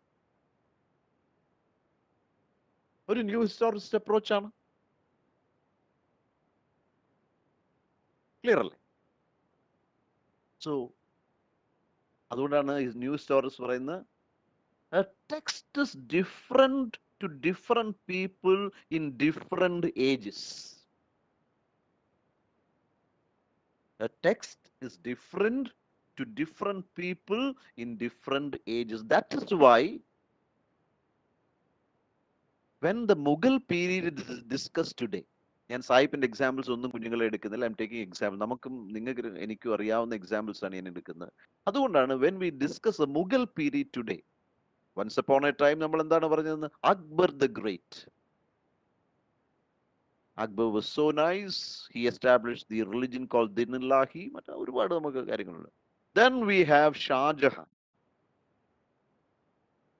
the great aesthete, beauty ഇഷ്ടപ്പെടുന്ന ആർക്കിടെക്ചർ മാർവൽ സൃഷ്ടിച്ച മനുഷ്യൻ. ഹുമയൂൺ, ബേബർ, ഇവരെല്ലാം. But no one speaks anything good about Aurangzeb. ആരും നല്ല പറയാത്ത, ക്രൂരനാണ്, കുഴപ്പക്കാരനാണ്, അച്ഛനെ പിടിച്ച് ജയിലിലിട്ടവനാണ് എന്നൊക്കെ പറയും. പക്ഷെ ഇപ്പം പുതിയ ചരിത്രം പറയുന്ന എന്താണ്? If Aurangzeb had not put Shahjahan in jail, Mughal സാമ്രാജ്യത്തിന്റെ സമ്പദ്ഘടന മൊത്തം തകർന്നു പോയേനെ. കാരണം ഷാജഹാൻ ഇങ്ങനെ ബിൽഡ് ചെയ്തുകൊണ്ടിരിക്കുക. Is building Taj Mahal in owner of his wife. 10-22 കൊല്ലം പണി ചെയ്യുക, ബിൽഡിങ്സ് പണിഞ്ഞ് കാശിങ്ങനെ പോവുകയാണ്. When Aurangzeb came to the throne, ഈ അനാവശ്യ ആഡംബരങ്ങളെല്ലാം നിർത്തിച്ചു. ജസിയ ടാക്സ് കൊണ്ടുവന്നു, ദർബാറുകൾ നിർത്തി. അപ്പൊ എന്ത് ചെയ്തു? ചിലവ് ചുരുക്കൽ. അന്ന് ആരെങ്കിലും പറഞ്ഞോ? ഞാനൊന്നും സ്കൂളിൽ പഠിച്ചിട്ടില്ല ഔറംഗസീബ് കുഴപ്പക്കാരനാണെന്ന് തന്നെ ഞാൻ പഠിച്ചത്. ഞാൻ നമ്മുടെയൊക്കെ ഹീറോ ഷാജഹാനായിരുന്നു. കാമുകിക്ക് വേണ്ടി എന്തെങ്കിലും ഒരു താജ്മഹൽ പണിയണം എന്നൊക്കെ ഞാനും ആഗ്രഹിച്ചു. നമ്മുടെ നാട്ടിൽ തന്നെ എത്രയോ ഷാജഹാന്മാരുണ്ട്. വീടിന് ലക്ഷക്കണക്കിന് കോടിക്കണക്കിന് രൂപ ലോൺ എടുത്ത് വീട് പണിഞ്ഞിട്ട് കടത്തിലാവുന്ന ഷാജഹാന്മാർ. പക്ഷെ ആരും അത് പറയത്തില്ല. എന്റെ നാട്ടിലൊക്കെ ഉണ്ട് ഈ പെരവാസ്തോലി ആനന്ദൻ. ഓക്കെ, നാട്ടില് ഈ പെരവാസ്തോലി നടത്താൻ നേരത്ത് കാശ് മേടിക്കും. ഒരു 3 മാസം കഴിയുമ്പോഴാണ് പുതിയ വീട് വിറ്റു. കാരണം എന്താ? 22 ലക്ഷം രൂപയ്ക്ക് വീട് കടമൊക്കെ എടുത്ത് മേടിച്ചു. പക്ഷെ പിരിഞ്ഞ് കിട്ടിയ 9 ലക്ഷം രൂപയായിരുന്നു. അപ്പം വേറൊരു ഷാജഹാന്റെ പതനം. So text different to different people in different ages.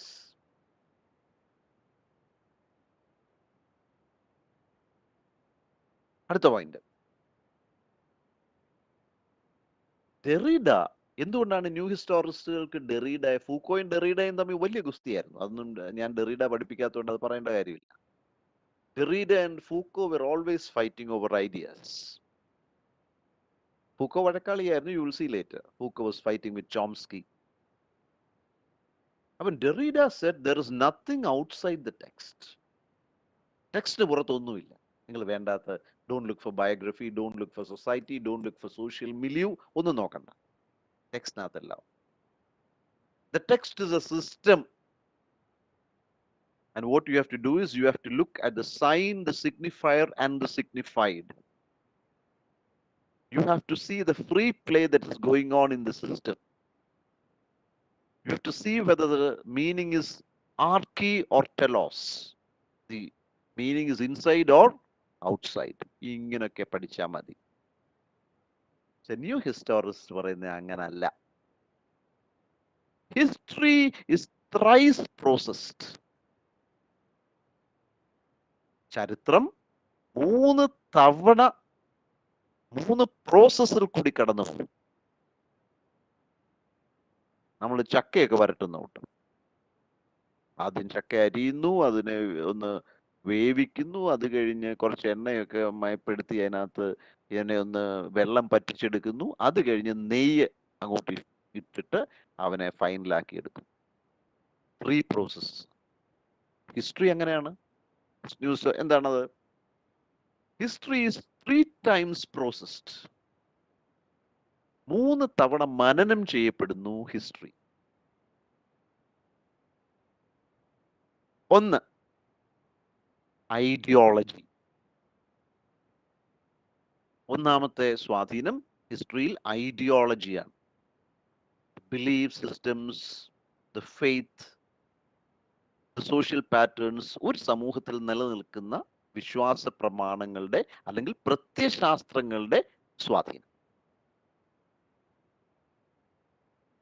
2, our ideology. പൊതു പ്രത്യയശാസ്ത്രമുണ്ട്.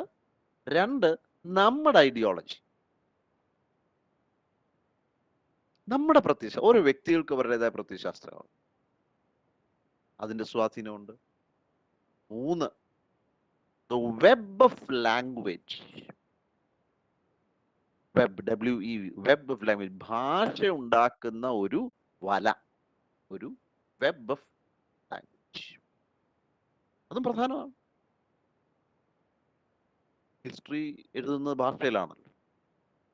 ഹിസ്റ്ററി ക്യാൻ ബി, ഇപ്പൊ ഞാൻ നേരത്തെ പറഞ്ഞു വിട്ട്, നിങ്ങൾ ചരിത്രം എഴുതി വരുമ്പം നിങ്ങൾ അല്പം ഒരു ബയസും പാർഷ്യാലിറ്റിയും ഒക്കെ കാണിച്ചു കഴിഞ്ഞാൽ വായിക്കുന്നവനെ സ്വാധീനിക്കും. എങ്ങനെ? ലാംഗ്വേജിൽ കൂടി. ഫോർ എക്സാമ്പിൾ, ഞാൻ ഇങ്ങനെ പറയുകയാണ്, ഔറംഗസീബ് വാസ് എ ക്രൂവൽ ടൈറന്റ്. ഞാൻ പറയാം,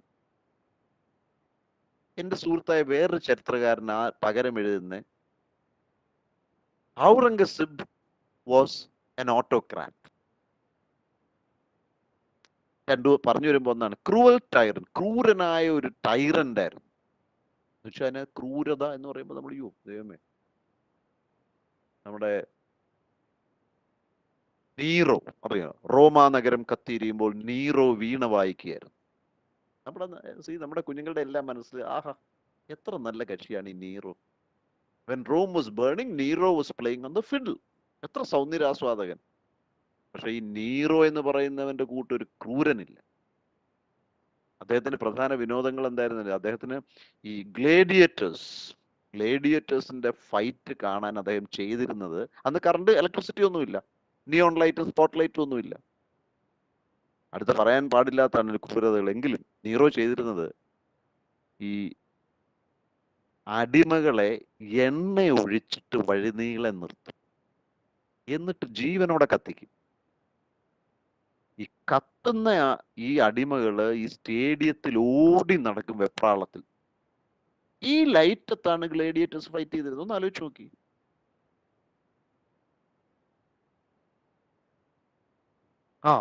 അഭിരാമി, യെസ്. അപ്പം പക്ഷെ എനിക്കും നിങ്ങൾക്കും, നമ്മൾ സാധാരണ മനുഷ്യരാണ്, നമുക്കെല്ലാം നീറോ വീണ വായിച്ചു എന്ന് മാത്രമാണ് അറിയാം. മറ്റേ സംഭവം നമ്മൾ ആരും അറിയുന്നില്ല. കണ്ടോ? That is the web of language. So history is thrice processed. Process ചെയ്ത ഫുഡ് എന്ന് കേട്ടില്ലേ? പ്രോസസ് ചെയ്ത ഫുഡ്. ഞാനിപ്പോൾ ഹോട്ടലിൽ കയറി കഴിഞ്ഞാൽ ചോദിക്കും ഹോട്ടലുകാരോട്, അജിനോമോട്ടോ ഇടുന്നുണ്ടോ നിങ്ങൾ ഫുഡിനകത്ത്? ഉണ്ടെന്ന് പറഞ്ഞാൽ ഞാൻ വേണ്ടാന്ന് പറയും. അജിനോമോട്ടോ കഴിച്ചാൽ എനിക്ക് വൺ സൈഡ് ഹെഡ് ഏക്ക് വരും. അതൊരു പ്രോസസ്സിംഗ് ആണ്. ഫുഡ് ഉണ്ടാക്കി കഴിഞ്ഞിട്ട് ഇച്ചിരി അജിനോമോട്ടോ ചേർക്കുക, എന്നിട്ട് അതിനെ ഒന്ന് സീസൺ ചെയ്യുക, ഒന്ന് വറുത്ത് കടുവൊക്കെ വറുത്തിടുക. അപ്പൊ ഇതെല്ലാം ആ കടുവ് വറക്കുന്ന മണമൊക്കെ വീട്ടിലൊരു അതിഥി വരുമ്പം, കടുവ് വറക്കുന്നതിന്റെ മണം അവൾ ചെല്ലുമ്പം മനസ്സിൽ വിചാരിക്കും, ദൈവമേ ഉണ്ണാൻ വിളിക്കുമായിരിക്കും. അപ്പൊ processing. History is thrice processed through ideology, to our ideology, and 3, web of language. ഞാനിപ്പം ബ്രേക്ക് തരാം. According to new historians, reality is relocated and resituated. നമ്മൾ ഈ പറയുന്ന യാഥാർത്ഥ്യം, റിയാലിറ്റി എന്ന് പറഞ്ഞാൽ ആക്ച്വലി അത് റീലൊക്കേറ്റഡുമാണ്. നമ്മൾ ഉദ്ദേശിക്കുന്ന ലൊക്കേഷനല്ല, അത് വേറൊരു ലൊക്കേഷനിലായിരിക്കും. റീസിറ്റുവേറ്റഡ് ആണ്. നമ്മൾ ഈ ലൊക്കേഷനിൽ കണ്ട സംഭവങ്ങളുടെ സിറ്റുവേഷനും വേറെ ആയിരിക്കും. അങ്ങനെ കാണുന്നതാണ് ന്യൂ സ്റ്റോറീസ്. ഒരു കാര്യം ചെയ്യാം. Now it's 10 o'clock. Can I take a small break and come back after 10 or 12 minutes? Someone respond, please. അല്ലെങ്കിൽ നിങ്ങൾ ചിലപ്പോൾ ബോറടിച്ച് മരിച്ചു. എന്തായാലും നിങ്ങളുടെ എല്ലാം ശാപം എനിക്കുണ്ട്. എന്തായാലും okay, I'll come back after 10 to 12 minutes. Okay, take care. Food കഴിച്ചു. നിങ്ങൾക്ക് വേണ്ടി ഞാനിന്ന് രാവിലെ 8 മണിക്ക് ബ്രേക്ക്ഫാസ്റ്റ് ഒക്കെ കഴിഞ്ഞ് റെഡി ആയിട്ടിരിക്കുക. Okay.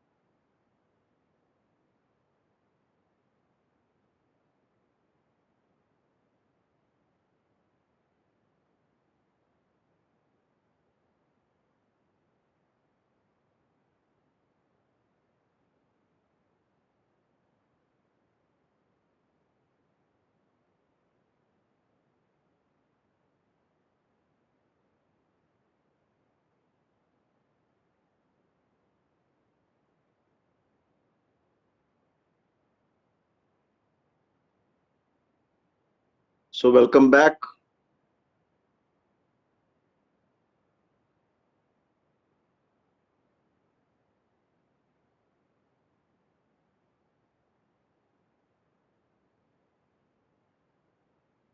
So we'll continue from where we left off.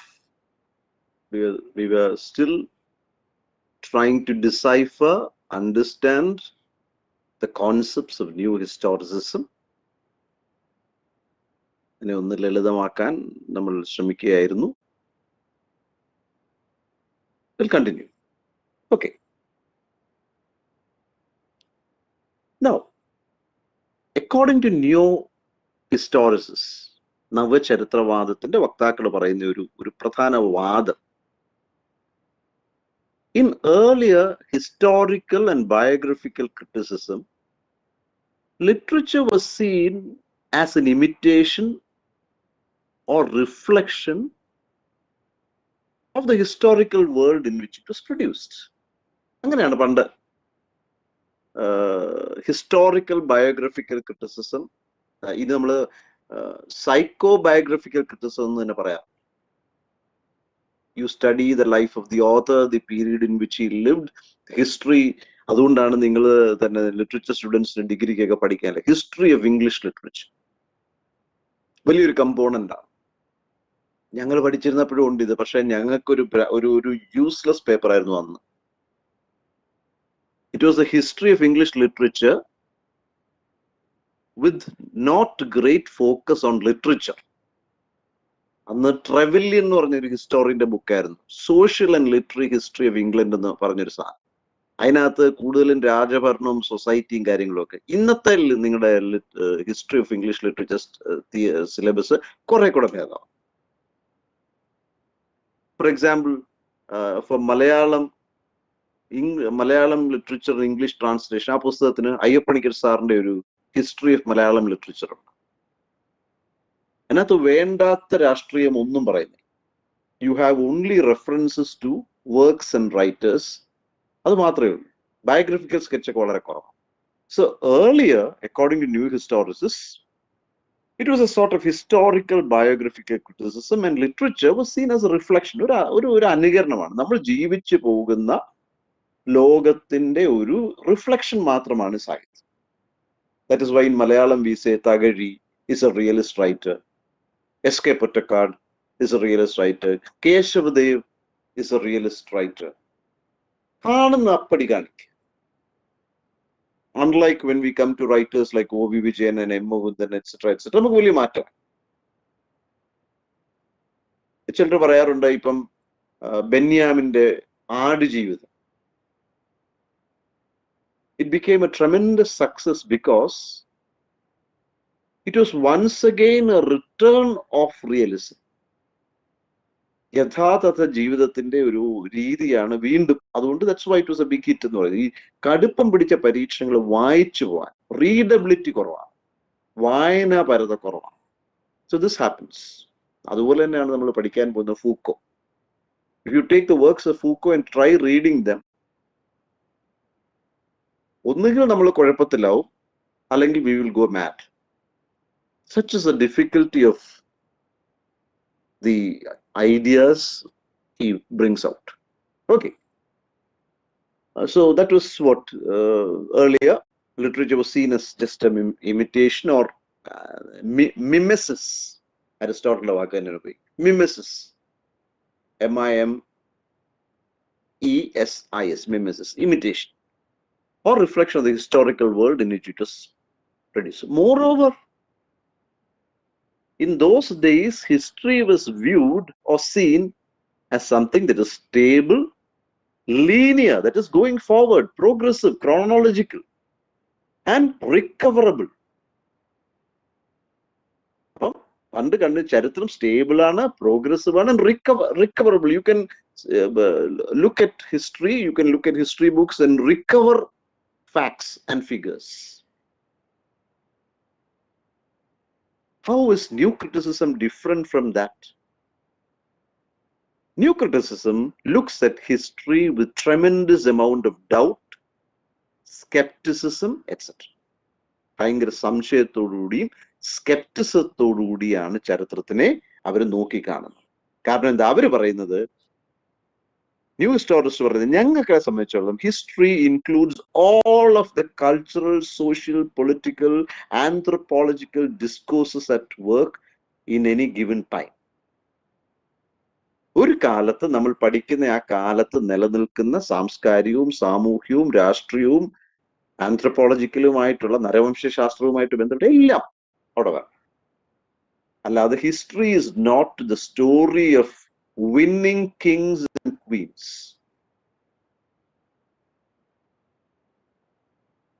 We all know the story of Ashoka, how Ashoka attacked Kalinga, how he killed many, there was bloodshed, and finally he changed to Buddhism. In the കഥ അറിയാം. But we do not know who the ruler of Kalinga was. What happened to him? ഇതൊന്നും നമുക്കറിയത്തില്ല.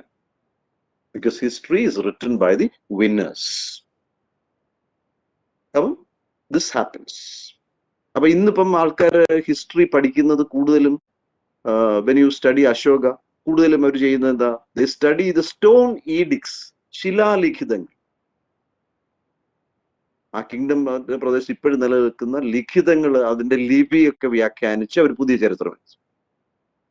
So this happens.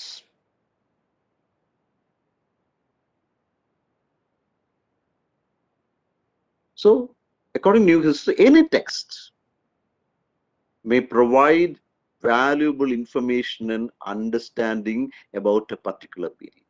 Any text. It is not just the life of kings and queens. You can understand the history of Andhra Pradesh by studying the art form Kuchipudi. You can study the social milieu and life of Kerala by studying Kathakali, or by studying folk arts, or by studying Theyyam. See? Oh, ആ ഒരു അവസ്ഥ. So texts may give information, valuable information about any particular period or system. And according to, അതാണ് പ്രധാന point, according to new critics, this history which you see is not just a background curtain which just speaks about the author and her texts. അപ്പം ഈ ചരിത്രം എന്ന് പറയുന്ന new ഹിസ്റ്റോറിസ് ഒരു curtain അല്ല, ഒരു ബാക്ക്ഡ്രോപ്പ് അല്ല, ഒരു ബാക്ക്ഗ്രൗണ്ട്. പണ്ടത്തെ സ്റ്റുഡിയോയിലൊക്കെ നമ്മൾ പോയി കഴിഞ്ഞു കഴിഞ്ഞാൽ നമുക്ക് താജ്മഹലിന്റെ മുമ്പിലൊക്കെ ഇരുത്തി നമ്മളെ പടം എടുത്ത് തരുമായിരുന്നു. ഇഷ്ടമുള്ള ഫീനിക്സ് പിരമിഡ്സിന്റെ അടുത്ത് എവിടെ വേണേലും പുറകത്തെ കേർട്ടൻ ഒന്ന് മാറ്റിയാൽ. ഹിസ്റ്ററി അങ്ങനെ ഒരു ബാക്ക്ഡ്രോപ്പ്, അങ്ങനെ ഒരു കേർട്ടൻ അല്ല. The author and history are certainly part of a social construct. ഒരു സാമൂഹ്യ നിർമ്മിതിയുടെ ഭാഗമാണ് ഒരു എഴുത്തുകാരനും അയാൾ ജീവിച്ചിരുന്ന ആ ചരിത്ര മുഹൂർത്തം. അത് മറക്കാൻ പാടില്ല. ആൻഡ് ഈ school of thinking, new historicist തിങ്കിങ്ങിൽ ചില പ്രധാനപ്പെട്ട ചിന്തകന്മാരുണ്ട്, തിയറിസ്റ്റ് ഉണ്ട്, റൈറ്റേഴ്സ് ഉണ്ട്. ചിലരെ ഞാൻ പറഞ്ഞുപോയി. One is Stephen Greenblatt, another is Michel Foucault, other is Clifford Geertz, Clifford and Geertz, Geertz, Clifford Geertz. Another is Louis Montrose, Montrose, Louis Montrose. Another is Catherine Gallagher, Gallagher, Catherine Gallagher. Another is Jonathan Dollimore, Dollimore, Jonathan Dollimore. And another is Jerome McCann, McCann, McCann. So these are some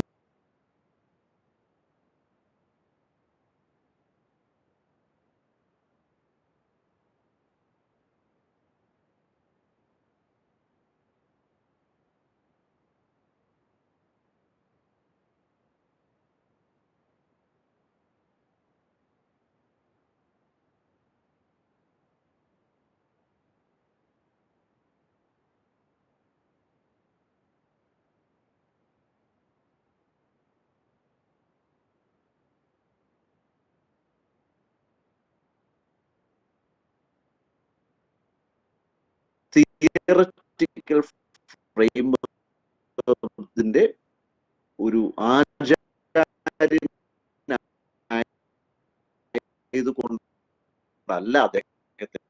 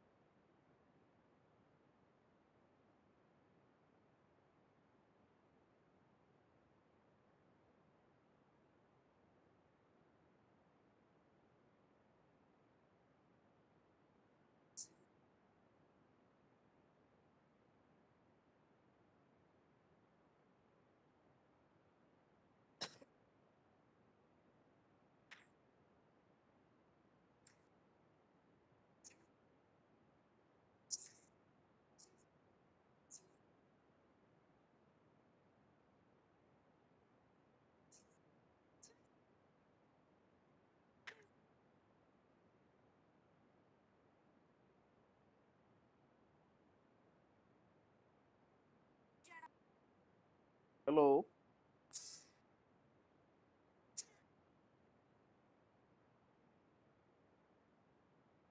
hello കുഞ്ഞെ, എനിക്കറിയത്തില്ല what happened. കുറച്ച് നേരത്തേക്ക് Webex unavailable എന്നും പറഞ്ഞൊരു message വന്നു. ഇപ്പം എന്താ തിരിച്ചു വന്നു. Now it's okay. സംഭവം എന്തോ പറ്റിയെന്ന് അറിയത്തില്ല. ഇനി എൻ്റെ വല്ല കൈ തട്ടിയാണോ ഇല്ല. ഒരു മെസ്സേജ് വന്നു, Webex is not available, please look for another audio എന്നും പറഞ്ഞ് വന്നു. ഞാൻ പറഞ്ഞ പ്രധാന പോയിന്റ്സ് എല്ലാം പോയി.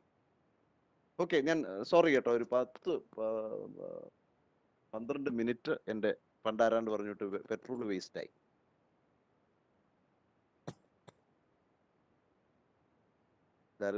Sorry for what happen. Now ഇപ്പം കേൾക്കാമല്ലോ. Now is it okay? Okay അഭിരാമിത്, ഓക്കെ, താങ്ക് യു. കുഴപ്പമില്ല, ഞാൻ എല്ലാം റിപ്പീറ്റ് ചെയ്തോളാം. ചിലപ്പോൾ ഞാൻ പറഞ്ഞു വന്നത് 2 എക്സാമ്പിൾ എങ്ങാനും മിസ് ചെയ്തു പോകും, കാരണം ഇതൊന്നും റെഡിമെയ്ഡ് പറയുന്നതല്ലല്ലോ. Okay, so I was telling you that the basic difference between old historicism, സത്യം പറഞ്ഞാൽ ഓൾഡ് ഹിസ്റ്റോറിസിസം എന്ന് പറഞ്ഞ ഒരു സാധനം ഇല്ല. ഹിസ്റ്റോറിസിസം മാത്രമേ ഉള്ളൂ. ഹിസ്റ്റോറിസിസ് ഫോം ഓഫ് ക്രിറ്റിസിസം മാത്രമേ ഉള്ളൂ. പിന്നെ new historicism. There is nothing called old historicism. എങ്കിലും നമുക്ക് പറയാൻ വേണ്ടി പറയാം, the speciality of the old type of historicism was that it gave great importance to historical and biographical criticism. ഹിസ്റ്ററിക്കും ബയോഗ്രഫിക്കും വലിയ പ്രാധാന്യം കൊടുത്തു. എങ്ങനെ? Literature was scene as A mere reflection of the historical world in which it was produced.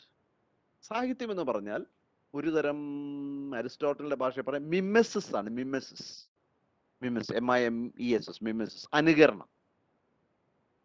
was seen as a mimesis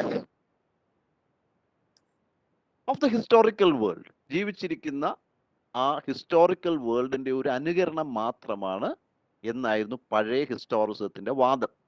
moreover അവർ കണ്ട എങ്ങനെയാണ്? History is stable, it is linear and it is recoverable.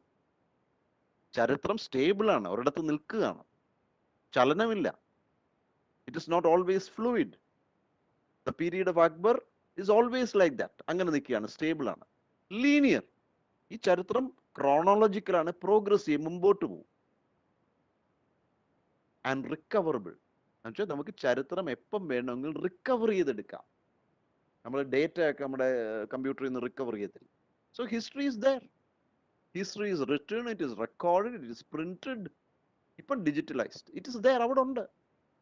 So what you have to go is go to the Wikipedia and just type Mughal period, you will get all information about that period. Recorded ആണ്. അപ്പം പണ്ടത്തെ വിശ്വാസം stable ആണ്, history linear ആണ്, and it is recoverable. പക്ഷെ new historicism പറയുന്നത് എന്താണ്? New historicism looks at history without scepticism. സംശയത്തോടു കൂടിയാണ് ചരിത്രത്തിനെ നോക്കുന്നത്. കാരണം എന്താ? അവർ പറയുന്നത് historical narrative is certainly subjective. ചരിത്രം വസ്തുനിഷ്ഠമല്ല, വ്യക്തിനിഷ്ഠമാണ്. ഞാൻ എങ്ങനെയാണ് ചരിത്രത്തിനെ നോക്കിക്കാണുന്നത്? That is very important. So how we look, a person looks at history, therefore it is subjective, not objective. So new historians look at history with doubt and skepticism because they know it is very subjective. മാത്രമല്ല, they believe that history includes cultural, social, political, anthropological, ഇതെല്ലാം ചരിത്രത്തിന്റെ വീഥികളിൽ നിന്ന് new ഹിസ്റ്റോറിസം പെറുക്കിയെടുക്കും. അവർ പറയുന്നത് എന്താണെന്നറിയോ? അത് ഗഹനമായ ഒരു ഐഡിയ ആണ്, പക്ഷെ I make it very simple. അവർ പറയുന്നത്, ന്യൂ ഹിസ്റ്റോറിസം പറയുന്നത്, കൾച്ചറൽ, സോഷ്യൽ, പൊളിറ്റിക്കൽ, ആന്ത്രപ്പോളജി, ഇതെല്ലാം ഓരോ ടെക്സ്റ്റുകളാണ്. മുഗൾ പീരീഡിലെ കൾച്ചറൽ എന്ന് പറയുന്നത് ഒരു ടെക്സ്റ്റാണ്. ഗസൽ സംഗീതം,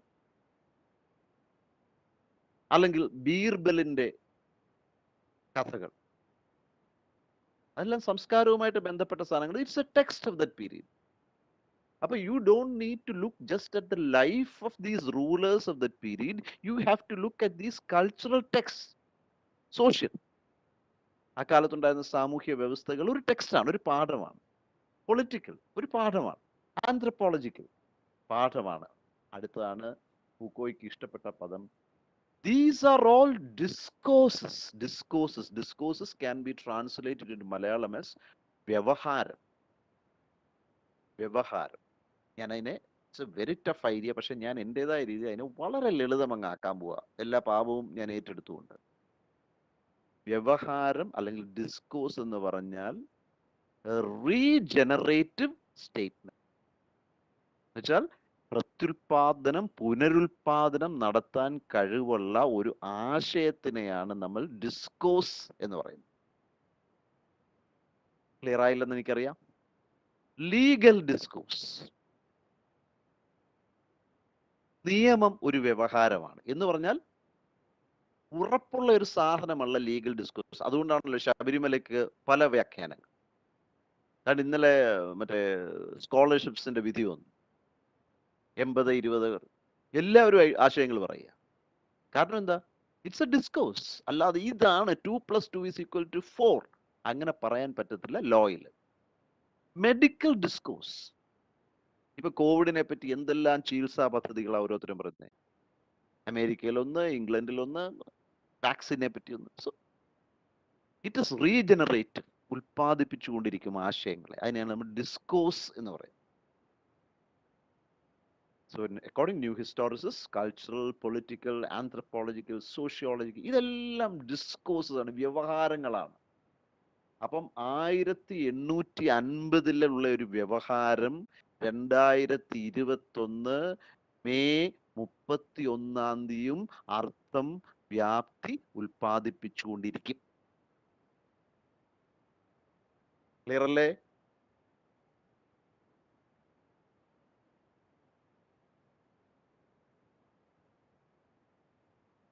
okay. So it's a discourse. ഇതല്ല. These discourses have to be analyzed. ഇതിനെ നമ്മൾ വ്യാഖ്യാനിക്കേണ്ടത് അത്യാവശ്യമാണ്. അടുത്ത പോയിന്റ്, ന്യൂ സ്റ്റോർസ്. ഈ ഞാൻ പറഞ്ഞല്ലോ പല വ്യവഹാരങ്ങൾ. There are many discourses working at a given moment in history. But you should not see these discourses as mere backdrops or backgrounds. നമ്മൾ സ്റ്റുഡിയോയിലൊക്കെ പണ്ട് ഫോട്ടോ എടുക്കാൻ പോകുമ്പോൾ നമ്മളെ താജ്മഹലിന്റെ മുമ്പിലൊക്കെ ഇരുത്തി പടം എടുക്കത്തില്ല. ആ പുറത്തെ കേർട്ടൻ ബാക്ക്ഡ്രോപ്പ് മാറ്റിയാൽ മതി.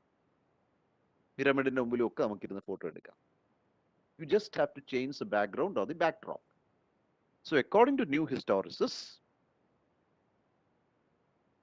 these discourses are not just backgrounds. They are not just backdrops. Pinneo, they are active forces at work at a particular moment or time.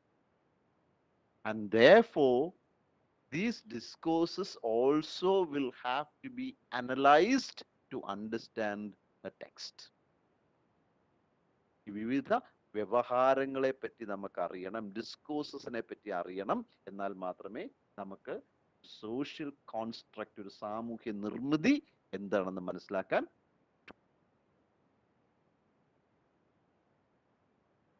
ഈ സ്കൂളില്, ന്യൂ ഹിസ്റ്റോറിസിസം സ്കൂളില് ചിലർ ഓൾഡ് ഹിസ്റ്റോറിസിസം എന്ന് പറയുന്നുണ്ട്. പക്ഷെ അങ്ങനെ ഒരു പദപ്രയോഗത്തിനോട് വ്യക്തിപരമായിട്ട് എനിക്ക് യോജിപ്പില്ല. നിങ്ങൾ ചോദിക്കും, സാറ് വ്യക്തിപരമായിട്ട് പറയാൻ സാറാരാ, ഫൂക്കോ ആണോ? അല്ല.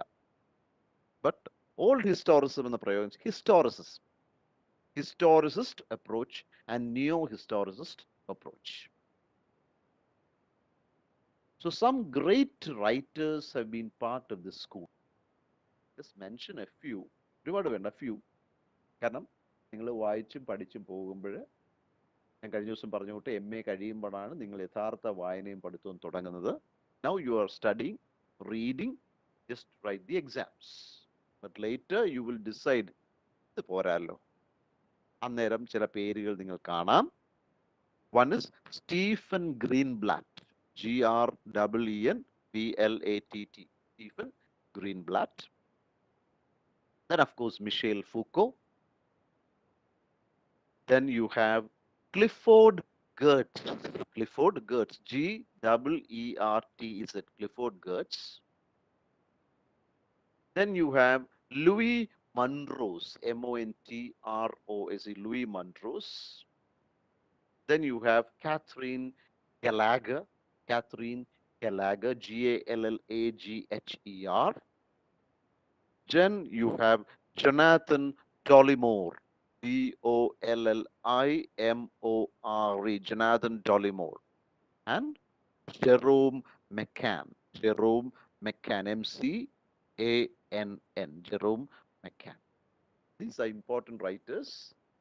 നിങ്ങൾ ഭാവിയിൽ ഇവരെ ന്യൂ ഹിസ്റ്റോറിസത്തിന്റെ ഭാഗമായിട്ട് മാത്രമല്ല, when you study Shakespeare, when you study the modern poets, എല്ലാം ഈ പേരുകൾ പല തലങ്ങളിൽ കൂടി പൊന്തിവരാൻ സാധ്യതയുണ്ട്. You can go to the internet, just ഒന്ന് പേരടിച്ചു കൊടുത്താൽ ബേസിക് ഡീറ്റെയിൽസ് നിങ്ങൾക്ക് വേണ്ടത് കിട്ടും. Now Michel Foucault, please don't be under the impression that Michel Foucault was a founder of New Historicism. No. Actually, New Historicism, I told you earlier, was a product starting from cultural materialism, etc., etc. But why is Michel Foucault so important in cultural materialism and New Historicism? Because Michel Foucault was a versatile genius. വളരെ versatile ആയിരുന്നു. എന്തിനെ പറ്റിയും അദ്ദേഹം എഴുതി. He was born into a doctor family. His parents wanted him to be a doctor, very rich family, but he was not interested. So he went to Paris to study. അവിടെ വെച്ച് അദ്ദേഹം കാട് കയറി വായിക്കുകയും പഠിക്കുകയും ഒക്കെ ചെയ്തു. അതിൽ നിന്ന് അദ്ദേഹം ഉണ്ടാക്കിയെടുത്ത ഒരു വിജ്ഞാന ഭണ്ഡാരമാണ്. ആ ഭണ്ഡാരത്തിൽ Foucault created a lot of new terms and neologisms. Neologisms. Neologisms, നവപദങ്ങൾ. അങ്ങനെയാണല്ലോ വലിയ ആൾക്കാരെല്ലാം പുതിയ പദങ്ങൾ ഉപയോഗിക്കും. But these words he made not for new historicism. New ഹിസ്റ്റോറിസത്തിന് വേണ്ടി ഉണ്ടാക്കിയ പദങ്ങളല്ല. പക്ഷേ the new historians understood that these terms and ideas created by Michel Foucault are so very important in the growth of new historicism, and therefore many critics appropriated and assimilated the ideas of Michel Foucault into new historicism. അദ്ദേഹത്തിന്റെ ആശയങ്ങളെ സ്വാംശീകരിച്ചു, ഉൾക്കൊണ്ടു, ആവാഹിച്ചു. രണ്ട് സിനിമയുടെ കാര്യം ഞാൻ ഒരു ചെറിയ example ആയിട്ട് പറയാം. One is quite an old movie called Peruvannavarate Vishesham, which had Jairam, Parvati, etc. And the quite modern film is Summer in Bethlehem, which had Jairam, Suresh Gopi, Manju Warrier, etc. രണ്ടും തരക്കേടില്ല ഓടിയ സിനിമകളാണ്. Now in both these films ഒരു പ്രത്യേകതയുണ്ട്. In the climax, for about 10 minutes you have the appearance of Mohanlal. എനിക്കറിയാം ഈ ഗ്രൂപ്പിൽ Mohanlal fans ധാരാളം കാണും. ഞാൻ ക്ലാസ്സിലൊക്കെ പഠിപ്പിക്കുമ്പം അറിയാതെ എന്തെങ്കിലും ആന്റി മോഹൻലാൽ പറഞ്ഞ ഉടൻ തന്നെ ഓരോരുത്തരുടെ മുഖമൊക്കെ ഇയാളെ പിന്നെടുത്തോളാം എന്ന രീതിയിലൊക്കെ പെരുമാറുന്ന കാണും. അപ്പം എനിക്കറിയാം കുറെ ഫാൻസ് ഉണ്ട്. പക്ഷെ just imagine those two films. Last towards a climax you have the entrance of Mohanlal, guest appearance ആണ്. പക്ഷെ നല്ലൊരു ശതമാനം ആൾക്കാരും പ്രത്യേകിച്ച് മോഹൻലാൽ ഫാൻസ് അവരെന്താ പറയുന്നത്? They claim that Mohanlal hijacked the film. ഈ 10 മിനിറ്റ് കൊണ്ട് മോഹൻലാൽ ആ പടത്തിനെ കൈപ്പിടിയിലാക്കി. മോഹൻലാൽ ഹീറോ ആയി, മറ്റൊരു മുങ്ങിപ്പോയി എന്ന് പറയും. ഞാനിത് എക്സാമ്പിൾ പറഞ്ഞ എന്താണ്? ഇത് തന്നെയാണ് ന്യൂ ഹിസ്റ്റോറിസത്തിൽ സംഭവിച്ചത്. Michel Foucault was not in any way directly involved with new historicism, but because many of the terms and the phrases and neologisms that he created were appropriated and assimilated by the new historicists, Michel Foucault താരമായി. അപ്പൊ new ഹിസ്റ്റോറിസം പറയുമ്പം ആൾക്കാർ പെട്ടെന്ന് Michel Foucault എന്ന് പറയും. അല്ലാതെ green ബ്ലാറ്റും മൺറോസും കാലഗറും Clifford ഗേറ്റ്സും ഡോളിമോറും ഒക്കെ പിന്നെ പറയത്തുള്ളൂ. ആക്ച്വലി അവരാണ് ഈ ഏരിയ കൂടുതൽ വർക്ക് ചെയ്തത്. ബട്ട് മിഷേൽ ഫൂക്കോ ഒരു മോഹൻലാലായി മാറുന്നത് നമുക്ക് കാണാം. പ്രത്യേകിച്ച് 3 ടേംസ് മിഷേൽ ഫൂക്കോയിലേക്ക് വരാം. പ്രത്യേകിച്ച് അദ്ദേഹത്തിന്റെ 3 പദങ്ങൾ 3 words he created in his general writing. You all know that Michel Foucault was very, very versatile. He was born into a very rich family of doctors. France, his parents wanted him to be a doctor, but he wanted to study philosophy and not science. He joined the most prestigious institutes in France, studied. പക്ഷെ എപ്പോഴും അദ്ദേഹത്തിന്റെ ചിന്തകൾക്ക് ഒരു eccentricity ഉണ്ടായിരുന്നു, ഒരു അരക്കിറുക്കുണ്ടായിരുന്നു, ഒരു aberration ഉണ്ടായിരുന്നു. That means he never thought on conventional lines. ഒരു കൺവെൻഷണൽ യാഥാസ്ഥികമായ അല്ലെങ്കിൽ സ്ഥിരം രീതികളിൽ അദ്ദേഹം ചിന്തിക്കത്തേയില്ല. He was always fighting, questioning, etcetera. നിങ്ങൾക്ക് ചരിത്രം അറിയാം, അദ്ദേഹവും സാക്ഷാൽ ജാക്ക് ഡെറീഡയും നടത്തിയിട്ടുള്ള വഴക്കുകൾ, അദ്ദേഹവും ഇന്ന് ജീവിച്ചിരിക്കുന്ന മഹാനായ ചോംസ്കി ആയിട്ട് അദ്ദേഹം നടത്തിയിട്ടുള്ള വഴക്കുകളൊക്കെ പ്രസിദ്ധവും കുപ്രസിദ്ധവുമാണ്. സോ ഇദ്ദേഹത്തിന്റെ എഴുത്തിൽ അദ്ദേഹം 3 പദങ്ങൾ, ഒരുപാടുണ്ട്, but 3 powers, 3 words which he created. നമുക്കൊക്കെ അറിയാം ഈ വേർഡ്. പക്ഷെ അതിന് ന്യൂ ഹിസ്റ്റോറിസത്തിൽ വലിയ വെയിറ്റേജ് വന്നു. These 3 words are power, knowledge, and discourse. Simple കേൾക്കുമ്പോൾ പവർ, അധികാരം. But what Michel Foucault did is, Michel Foucault linked power and knowledge. നമ്മൾ വേറെ രീതിയിൽ ഒരു കൺവെൻഷണൽ കൊട്ടേഷൻ പോലെ നമ്മൾ പറയും, ഒരു പഞ്ച് ലൈൻ ആയിട്ട് പറയും, knowledge is power, knowledge is power. നമ്മൾ ഇന്നും പറയാറുണ്ട്.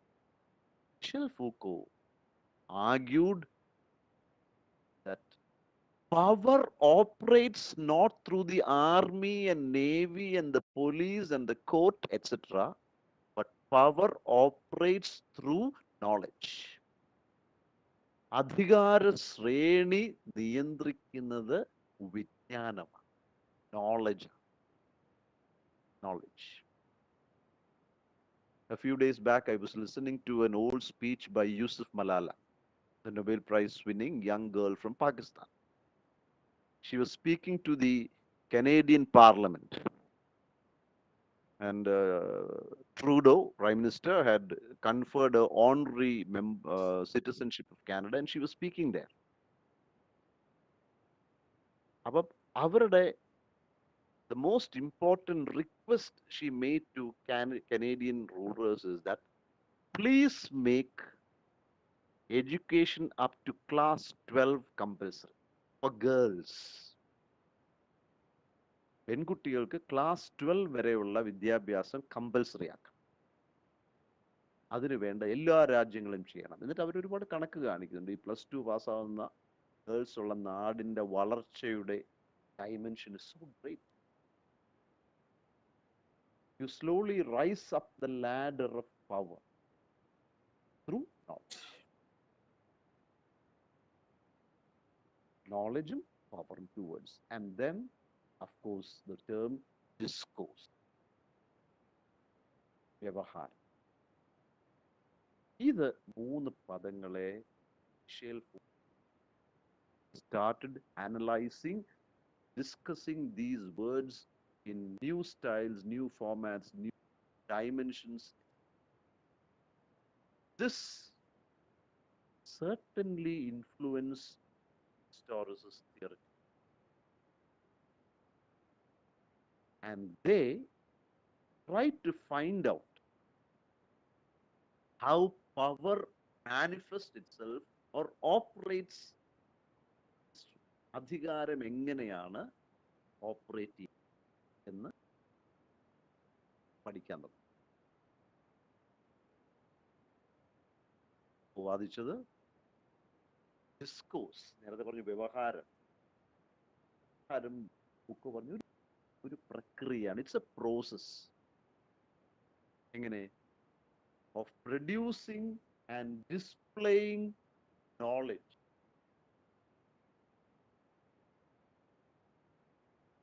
ജ്ഞാനം പുറത്തേക്ക് കൊണ്ടുവരാനുള്ള തന്ത്രമാണ്. അത് പല രീതിയിലാണ്. It can be in the form of events, it can be in the form of statements, it will be in the form of quotations, it can be in the form of art pieces. ഇപ്പൊ തന്നെ നിങ്ങൾക്കൊക്കെ അറിയാം, നിങ്ങൾ എല്ലാവരും da Vinci code വായിക്കോ, കാണുമോ, കേൾക്കുമോ ഒക്കെ ചെയ്തു. ഡാവിഞ്ചി കോഡ്, ആ ഡാവിഞ്ചി കോഡ് എന്തെല്ലാം വ്യാഖ്യാനങ്ങളിലേക്ക് കൊണ്ടുപോകാം. അത് ഫേമസ് ആയിട്ടുള്ള അതിനകത്തെ Mona Lisa painting, last supper painting, ഈ പെയിന്റിങ്ങിന്റെ ഓരോ തലങ്ങളിനെയും ഒരു ഡിസ്കോഴ്സ് ആക്കി, ഒരു വ്യവഹാരമാക്കി മാറ്റി.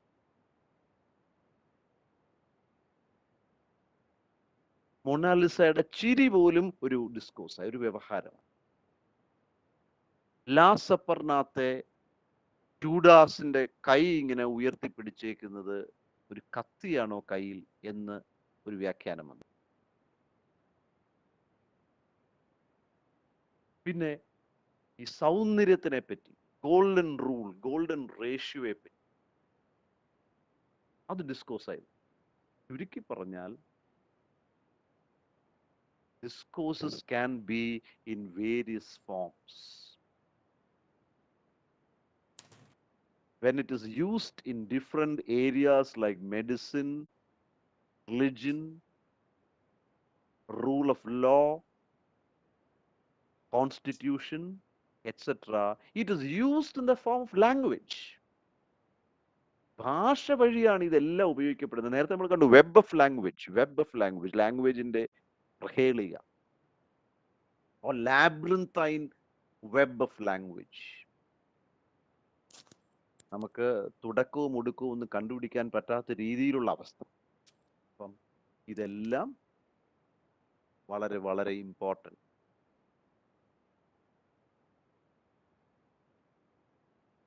എപ്പിസ്റ്റമോളജി, ആ വാക്കൊന്ന് മനസ്സിൽ വെച്ചു. Epistemology, epistemology is the study of knowledge, or the world of knowledge. അപ്പോൾ epistemology consists of so many epistemes, disciplines, subjects, areas. ഇതെല്ലാം കൂടെ ചേരുന്നതാണ് എപ്പിസ്റ്റമോളജിയുടെ ഈ ലോകം. അപ്പൊ you can imagine the epistemology to be a system. ഒരു സിസ്റ്റമാണ്, ഒരു ഗോളമാണ്, ഒരു മിൽക്കി വേ ആണ്. അവിടെ നീന്തി തുടിക്കുന്ന എപ്പിസ്റ്റീമുകൾ, പരൽ മീനുകളെ പോലെ നീന്തി തുടിക്കുന്ന എപ്പിസ്റ്റീമുകൾ. ഈ ഓരോ എപ്പിസ്റ്റീമുകളും ഓരോ ഡിസ്കോഴ്സ് ആണ്. Every episteme is a discourse, and these discourses interact and interface and intermingle and commingle with each other, creating new discourses. ഇപ്പം തന്നെ നമ്മൾ ഡോക്ടർമാരുടെ സ്പെഷ്യലൈസേഷൻ കണ്ടു കഴിഞ്ഞാൽ ഞെട്ടിപ്പോകും. ചില വലിയ ആശുപത്രി ചെന്ന് കഴിഞ്ഞാൽ സ്പെഷ്യലൈസേഷൻ നമ്മൾ വിക്കിപീഡിയ നോക്കിയാൽ ഇത് എന്തുവാന്ന് മനസ്സിലാവും. Micro specialisation. These are all discourses. So you cannot escape the influence of all these. Therefore, the terms like power, knowledge, discourse, epistemology, episteme, ഈ വാക്കുകളെല്ലാം ന്യൂ ഹിസ്റ്റോറിസിസ്റ്റ് ക്രിറ്റിക്സ് കടം കൊടുത്തു. And they decided to use all these Foucault terms to read history. ഇനി മുതൽ ചരിത്രം വായിക്കുമ്പോൾ ഫൂക്കോയുടെ ഈ പദങ്ങൾ ഉപയോഗിച്ച് വായിക്കണം എന്നവര് തീരുമാനിച്ചു. ഫൂക്കോയുടെ ഒരു പുസ്തകത്തിന്റെ പേര് തന്നെ ദി ആർക്കിയോളജി ഓഫ് നോളജ് എന്ന്. ദി ആർക്കിയോളജി ഓഫ് നോളജ്, ജ്ഞാനത്തിന്റെ പുരാവസ്തു സ്വഭാവം.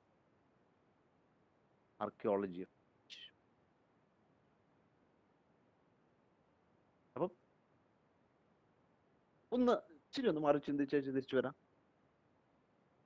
ഡെറീഡ, ഫൂക്കോയെ പറയുമ്പോൾ ഡെറീഡ തൊടാതിരിക്കാൻ പറ്റത്തില്ലല്ലോ, അത്ര മിത്രങ്ങളും ശത്രുക്കളുമായിരുന്നു.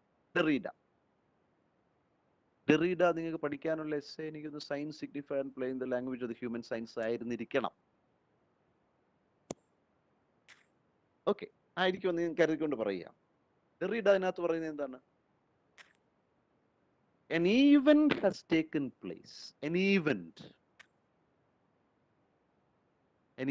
has taken place, and this has led to a rupture, break, gap, fissure. And this rupture has led to a doubling. കേട്ടോ, ഒരു സംഭവം നടന്നിരിക്കുന്നു, ആ സംഭവം ഒരു മുറിവ് അല്ലെങ്കിൽ ഒരു റപ്ചർ, ഒരു ബ്രേക്ക് ഉണ്ടാക്കിയിരിക്കുന്നു. ആ മുറിവ് ഡബ്ലിംഗ്, ഇരട്ടിപ്പിക്കലിലേക്ക് എത്തിയിരിക്കുന്നു. അപ്പൊ എന്താണ്? ഒരു സംഭവം ഉണ്ടായിരിക്കുന്നു. ആ സംഭവമാണ് ഈ ഹോപ്കിൻസ് യൂണിവേഴ്സിറ്റിയിൽ ഡെറീഡ ചെയ്ത എസ്സേ ആണ് ഒരു സംഭവം. നമ്മൾ മനസ്സിലൊന്ന് സങ്കല്പിച്ച് നോക്കി, ചെടിക്ക് വെള്ളമൊഴിക്കുന്ന ഓസിനകത്തൂടെ വെള്ളം ഇങ്ങനെ വരികയാണ്, ഒരറ്റത്തൂടെ പുറത്തേക്ക് പോകും. നമ്മുടെ ഈ ഓസിലൊരു പൊട്ടലുണ്ടായാൽ എന്ത് പറ്റും? മെയിൻ ഹോളിൽ കൂടെയും വെള്ളം പോവും, ഈ പൊട്ടിയിടത്തൂടെയും വെള്ളം പോവും. അപ്പൊ എന്തായിരിക്കും അത്? അതൊരു ഡബ്ലിംഗ് ആണ്. ഒരു ഈവന്റ് ഉണ്ടായി, ഒരു പൊട്ടലുണ്ടായപ്പോൾ ഡബ്ലിംഗ്, ഇരട്ടിക്കൽ വന്നു. ആ ഇരട്ടിക്കൽ എന്താണ്? One structuralism and the other is post structuralism or deconstruction. ഫൂക്കോയും ഈ ആർക്കിയോളജി എന്ന് പറയുന്ന ആശയം ഉപയോഗിച്ചിട്ട് ഫൂക്കോയും പറയുന്നത് എന്താണ്? ഈ ആർക്കിയോളജിസ്റ്റുകൾ ചെയ്യുന്നത്? What do archaeologist do? പുരാവസ്തുക്കൾ പഠിക്കുന്നവരെന്താണ് ചെയ്യുന്നത്? They go to a place and they dig up something. ഇപ്പം ഉദാഹരണത്തിന്, you have all heard of the famous universities of Nalanda and Takshashila. ഇന്ത്യയുടെ പൗരാണിക കാലത്തെ യൂണിവേഴ്സിറ്റീസ് ആണ് നളന്ദ ആൻഡ് തക്ഷശീല. ബട്ട് കുറേ വർഷങ്ങൾക്ക് മുമ്പ് ആർക്കിയോളജിസ്റ്റുകൾ അവിടെ തുരന്ന് നോക്കി കണ്ടുപിടിച്ചപ്പോൾ അവര് പറഞ്ഞ പല കാര്യങ്ങളിൽ ഒന്ന് വളരെ സ്ട്രേഞ്ച് ആണ്, കേൾക്കുമ്പോൾ അത്ഭുതം. they said that one of the reasons for the decline and fall of the two universities is that these universities did not have a kitchen. ഈ സർവകലാശാലകളുടെ ഒരു സ്ഥലത്തും ഒരു അടുക്കള കണ്ടില്ല. അതിശയം, ഒരു അടുക്കള ഇല്ലെന്ന് പറഞ്ഞ് യൂണിവേഴ്സിറ്റി തകരുന്നു. എന്താ അവരുടെ വാദം? യൂണിവേഴ്സിറ്റീസിൽ അടുക്കള ഇല്ലാത്തിരുന്നുകൊണ്ട് അവിടുത്തെ വിദ്യാർത്ഥികളായ ഭിക്ഷുക്കൾ രാവിലെ ഭക്ഷണം അന്വേഷിച്ച് ഭിക്ഷുക്കൾ ഇങ്ങനെ വീടുകളെല്ലാം കയറി നടത്തും പഠനത്തിന് മുമ്പ്. വൈകുന്നേരം ഇത് വേണം. എത്ര നാൾ ഇത് സഹിക്കും ആൾക്കാർ? എന്നും ഇങ്ങനെ രാവിലെ നിങ്ങളുടെ വീട്ടിന് മുമ്പിൽ ഒന്ന് ഭിക്ഷയാചിക്കുക. ഇത് പക്ഷെ കോളേജിലൊരു യൂണിവേഴ്സിറ്റിയിൽ ഒരു അടുക്കള ഉണ്ടായിരുന്നു, അവിടുന്ന് തന്നെ ഭക്ഷണം കിട്ടുമായിരുന്നെങ്കിൽ പ്രോബ്ലം ഇല്ലായിരുന്നു. So these archaeologists claim that many reasons ഉണ്ട്. ഇതൊരു മൈനർ റീസൺ ആണ്. But one reason is that there were no kitchens. അപ്പൊ ആർക്കിയോളജിക്കാരെന്താണ് ചെയ്യുന്നത്? നളന്ദ തക്ഷശീല എന്ന് പറയുന്ന ചരിത്ര മുഹൂർത്തത്തിലെ ഒരു കണിക, അടുക്കളയില്ലായ്മ എന്ന് പറഞ്ഞ കണിക എടുത്തിട്ട് പഠിച്ച് ഒരു സൊല്യൂഷനിലേക്ക് എത്തുന്നു. ഇതാണ് ആർക്കിയോളജിക്കൽ സ്റ്റഡി. ഫോസിൽസ്, പാലിയന്റോളജി, ഫോസിൽസിനെ പറ്റിയുള്ള പഠനം. ഫോസിൽസ് അങ്ങനല്ലേ? നമ്മൾ മൊഹൻജദാരോ ഹരപ്പയിൽ നിന്ന് archaeological study, the dancing girl of ലോത്തലിലെ നർത്തകിയായ പെണ്ണിന്റെ ഒരു ശില്പം. അപ്പൊ നമ്മൾ കണ്ടുപിടിച്ചു ആ കാലത്ത് ഡാൻസും കാര്യങ്ങളും ഒക്കെ ഉണ്ടായിരുന്നു. ഓർണമെന്റ്സിന്റെ കണ്ടിട്ട് നമ്മൾ തീരുമാനിച്ചു ആ കാലത്ത് പുരുഷന്മാരും വളയിടുമായിരുന്നു. See, you get all this information from archaeological exhibits. Foucault പറയുന്നത് ഹിസ്റ്ററിയെ പഠിക്കുന്നതും ഈ ആർക്കിയോളജിക്കൽ മെത്തേഡ്സും കൂടെ ഉപയോഗിച്ചിട്ടായിരിക്കണം. ബിക്കോസ് നേരത്തെ നമ്മൾ പറഞ്ഞു, history is not linear, history is not progressive, it is not always going forward.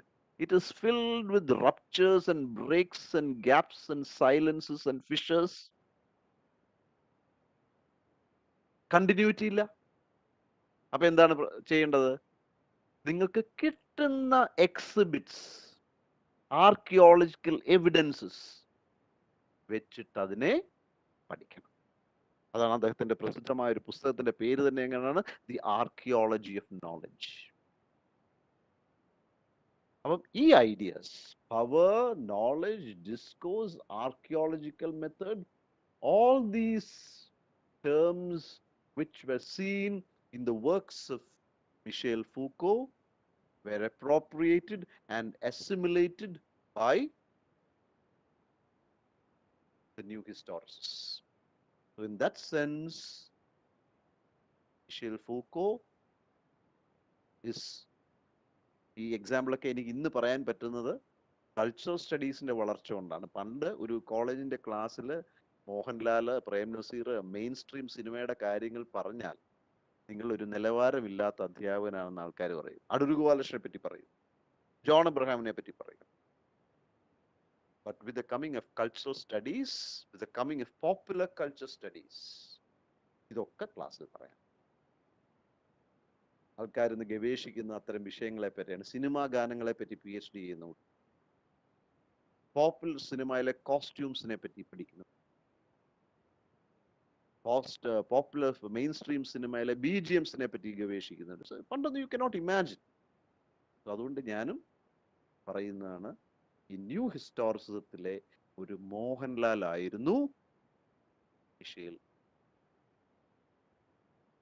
അപ്പം നമുക്ക് പഠിക്കാനുള്ളത് മിഷേൽ ഫൂക്കോയുടെ വാട്ട് ഈസ് എൻ ഓഥർ എന്ന് പറയുന്ന പുസ്തകമാണ്.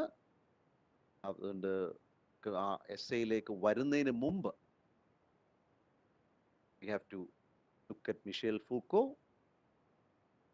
അയാൾ എന്തല്ലായിരുന്നു? He was a philosopher, critic, writer of books on psychology, medicine, madness, etc. etc. അപ്പം അങ്ങനെ അദ്ദേഹത്തിന്റെ archaeology of the human sciences, archaeology of knowledge, history of sexuality, ഇതെല്ലാം പുസ്തകങ്ങളുടെ പേരുകളാണ്. Archaeology of the human sciences, archaeology of knowledge, history of sexuality. മരിച്ചപ്പോഴും അദ്ദേഹം 3 volumes ആണ് ഉദ്ദേശിച്ചത്, ബട്ട് ഇറ്റ്സ് നോട്ട് കംപ്ലീറ്റ്. മാത്രമല്ല മിഷേൽ ഫൂക്കോ ഒരു ശാഠ്യം പിടിച്ചു, ഞാൻ മരിച്ചു കഴിഞ്ഞ് എൻ്റെ ഒരു പുസ്തകം പബ്ലിഷ് ചെയ്തത്. ചിലപ്പോൾ നിങ്ങൾ ഒരുപാട് മാനുസ്ക്രിപ്റ്റുകളും രചനകളും കുറിപ്പുകളും കാണും പബ്ലിഷ് ചെയ്തത്.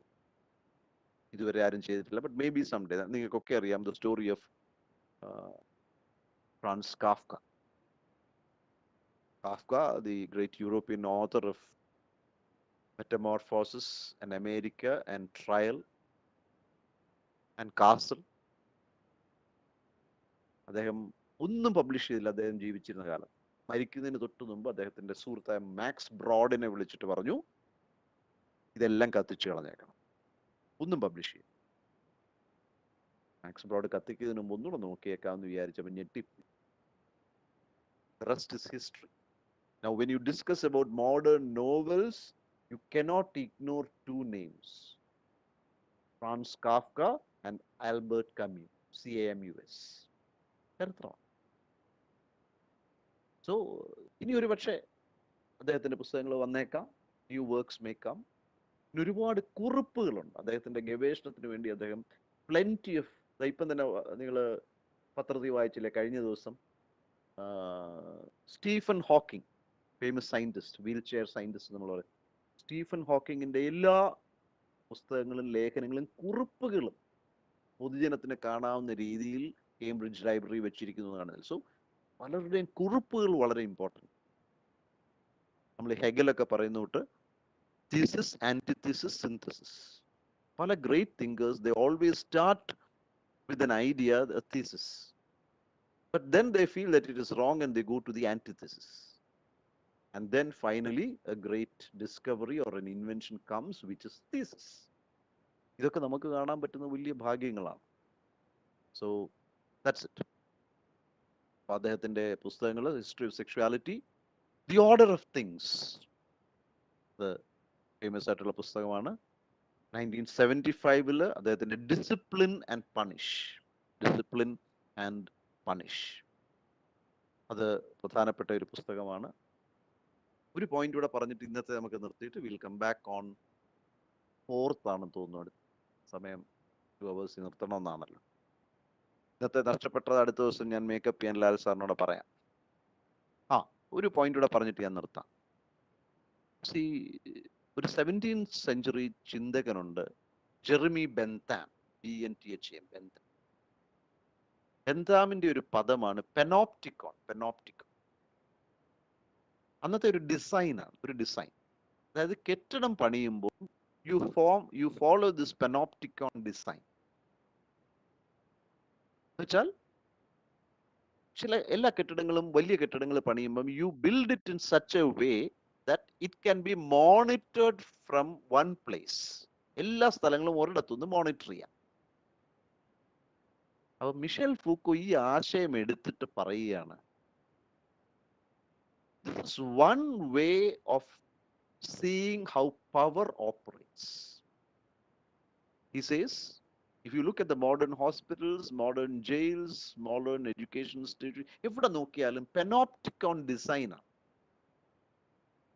That is, the head of the institution is in a position to view everything and see everything, and therefore, അതാണ് main point, and therefore, even if there is no one there, to behave because you feel that you are being watched.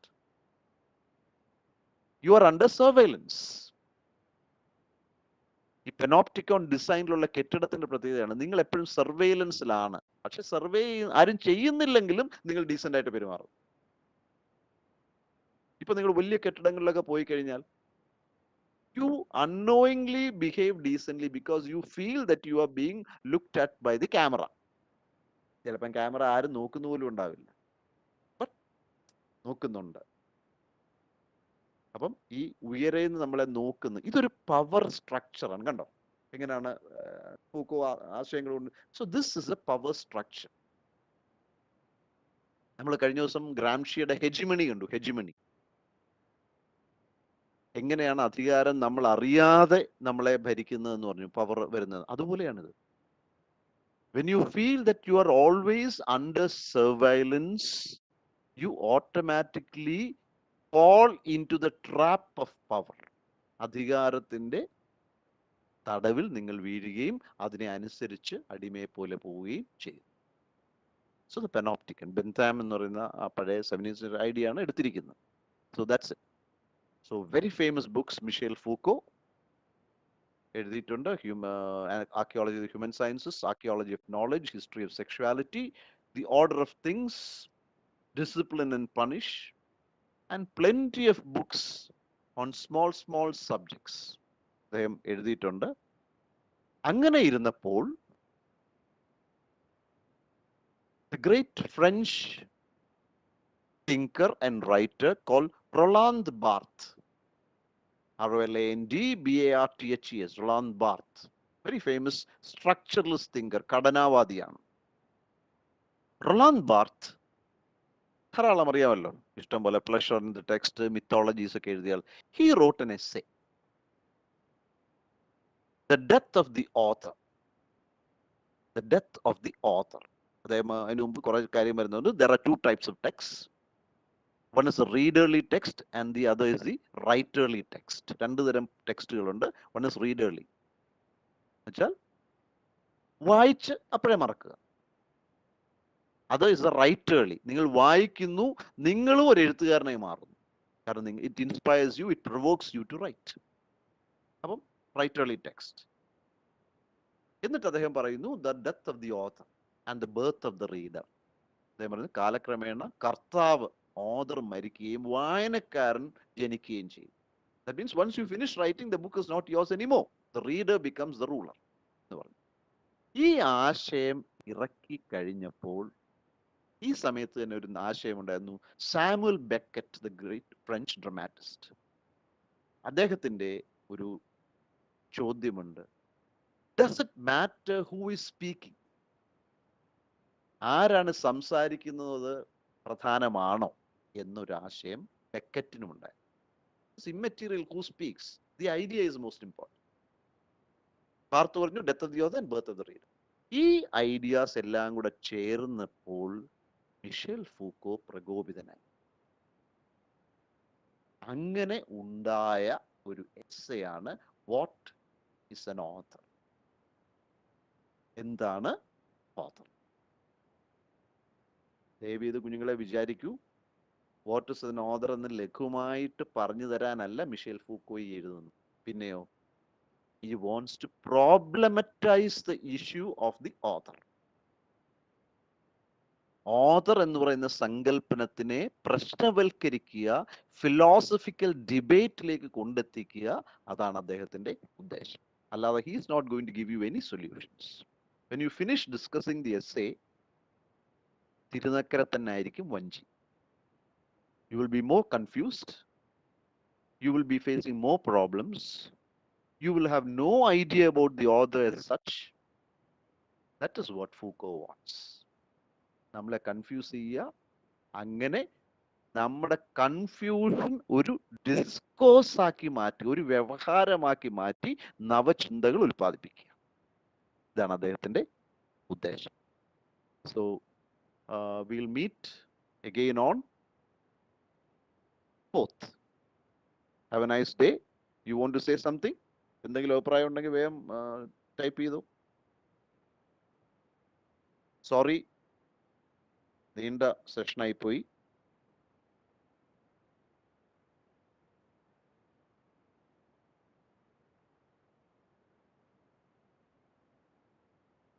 Hello, ആരും ഇല്ലേ? Okay, okay. Okay, Abhirami. See you on 4th. Thank you, Amaljit. Thank you, Raki. So we'll see. Okay, Arya. Okay, Amaljit again. Long live the revolution. വിപ്ലവകാരിയാണല്ലേ? Thank you.